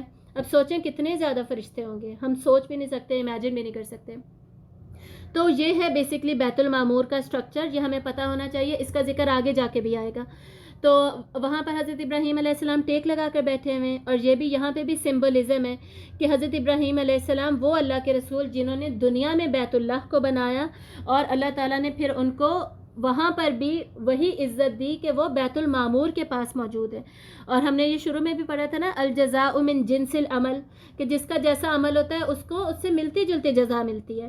جیسے فرض کرے دنیا میں کوئی قرآن سے بہت زیادہ ریلیٹڈ ہے تو آخرت میں وہ قرآن کے ساتھ ہوگا یا کیسے ہوگا. یعنی یہ تو میں نے خود سے اگزامپل دی ہے، حدیث سے بھی ہمیں ایون پتہ چلتا ہے. آپ صلی اللہ علیہ وسلم نے فرمایا جو دنیا میں تکبر کرتے ہیں نا وہ قیامت کے دن چونٹیوں کی طرح اٹھائے جائیں گے. مطلب دنیا میں اپنے آپ کو اتنا بڑا سمجھتے ہیں، قیامت کے دن چھوٹی سی چونٹی کی طرح ہوں گے. تو یہ کیا ہے؟ یہ وہی ہے الجزاء من جنس العمل، جیسا عمل ویسی جزا. ٹھیک ہے، تو حضرت ابراہیم علیہ السلام کی اچھی جزا کی ہم یہاں بات کریں. بیت المعمور کے پاس بیٹھے تھے، اور یہ لاسٹ حدیث پڑھ کے انشاءاللہ ہم اس کو کنکلوڈ کریں گے. اور یہ 2 لیسنز میں ہمارا جائے گا الاسراء والمعراج، آلریڈی میں نے بتایا تھا. ٹھیک ہے، تو اگلے لیسن میں ہم اس کو کنکلوڈ کریں گے. حدیث کیا ہے؟ یہاں پر حضرت ابراہیم علیہ السلام آپ صلی اللہ علیہ وسلم کو کچھ انفارمیشن دیتے ہیں، بتاتے ہیں. کیا بتاتے ہیں؟ حضرت ابراہیم فرماتے ہیں کہ اپنی امت کو جا کے بتا دیجئے کہ جنت کی جو زمین ہے نا بہت زیادہ زرخیز ہے، خوشبودار ہے، پاکیزہ ہے، مگر خالی ہے، بیرن ہے. ٹھیک ہے، اور اس کا جو پانی ہے بہت زیادہ میٹھا ہے. اور اگر آپ چاہتے ہیں کہ اس کے اوپر درخت لگیں تو اپنی امت سے کہیے کہ وہ کیا پڑھا کرے؟ سبحان اللہ والحمد للہ ولا الہ الا اللہ واللہ اکبر. بیسکلی یہ جو تسبیحات ہیں یہ ہمارے جنت میں درخت لگانے کا باعث بنتی ہیں. تو ہمیں زیادہ سے زیادہ یہ تسبیحات پڑھنی چاہیے، ہر وقت پڑھنی چاہیے. ہماری زبان پہ اگر کبھی نہیں بھی ہوتی نا، ہمارا دل ہمیشہ اس حالت میں ہونا چاہیے کہ وہ تسبیح کر رہا ہو اللہ کی. ٹھیک ہے، ہم جتنا باہر دیکھتے ہیں نا اتنا ہی ہمیں اپنے اندر بھی دیکھنا آنا چاہیے، اپنے اندر جھانکنا آنا چاہیے. جتنا ہم اپنے ظاہر کو جانتے ہیں اتنا ہی ہم نے اپنے باطن کو بھی جاننا ہے. جتنی ہماری بصارت ہے نا اتنی ہماری بصیرت بھی ہونی چاہیے. دل کا نور بھی ہونا چاہیے. آنکھوں کی روشنی ہے، دل کی روشنی بھی تو ہونی چاہیے. تو دل کیا کر رہا ہے یہ بھی ہمارے کنٹرول میں ہونا چاہیے، ہمیں پتہ ہونا چاہیے. تو اگر زبان کچھ اور کر رہی ہے یا ہم کچن میں کسی اور کام میں بزی ہیں، کم از کم دل ہمارا تسبیحات کر رہا ہو. ٹھیک ہے، اور یہ ایک طریقے کی حدیث ہمیں یہ ملتی ہے، یہ بھی صحیح حدیث ہے. دوسری صحیح حدیث ہمیں ملتی ہے یہی ساری حدیث، باقی ساری یہی انفارمیشن ہے. اینڈ میں جو کلمات بتائے گئے ہیں نا وہ ہیں لا حول ولا قوت الا باللہ. یہ پڑھنے سے بیسکلی درخت لگتے ہیں. تو دونوں کو ہی اوتھینٹک مانا گیا. شیخ البانی جو ہے نا، شیخ ناصر البانی، انہوں نے دونوں احادیث کو اوتھینٹک ہے، مستند ہی کہا ہے. تو ہمیں بیسکلی یہ دونوں کلمات ہی پڑھنے چاہیے، بہت زیادہ پڑھنے چاہیے، تاکہ ہماری جو جنتیں ہیں وہ زرخیز ہو، لش باغات ہوں، ان کے اندر درخت ہی درخت ہو. اور درختوں کے بغیر کیا خوبصورتی؟ درخت ہی بیسکلی خوبصورتی دیتے ہیں بہت ساری چیزوں کو. تو یہاں تک آج ہم انشاءاللہ پڑھیں گے. کنورسیشن جو ہوئی پروفٹس کے ساتھ وہ صرف اتنی نہیں ہوئی. ٹھیک ہے، مزید بھی کنورسیشن ہوئی حضرت ابراہیم، حضرت موسیٰ اور حضرت عیسیٰ کے ساتھ. وہ کیا بات چیت تھی وہ انشاءاللہ آگے پڑھیں گے. اس کے بعد اس کے اوپر سدرۃ المنتہا پہ کیا ہوا، اس کے بعد حضرت جبرائیل وہاں چھوڑ کر چلے گئے، اور آپ صلی اللہ علیہ وسلم اوپر ڈیوائن پریزنس میں کیا ہوا، کیا گفتگو ہوئی، وہ سارا انشاءاللہ اب ہم اگلی کلاس میں دیکھیں گے. صرف اتنا ہی نہیں، یہ اوپر جانے کی جرنی ہے. اس کے بعد واپسی پہ کیا ہوا، واپسی پہ آپ صلی اللہ علیہ وسلم کو مزید نشانیاں دکھائی گئیں، جنت اور جہنم دکھائی گئی، وہ بھی ہم اسٹڈی کریں گے. وہ اس کے بعد پھر آپ صلی اللہ علیہ وسلم نیچے پہنچے تو لوگوں کا رد عمل کیا ہوا، لوگوں نے کیا رسپانس دیا، یہ اسٹڈی کریں گے. اور اس پورے واقعے سے پھر انشاءاللہ مزید لیسنز دیکھیں گے. وآخر دعوانا ان الحمد للہ رب العالمین. سبحانک اللہم وبحمدک، اشہد ان لا الہ الا انت، استغفرک واتوب الیک.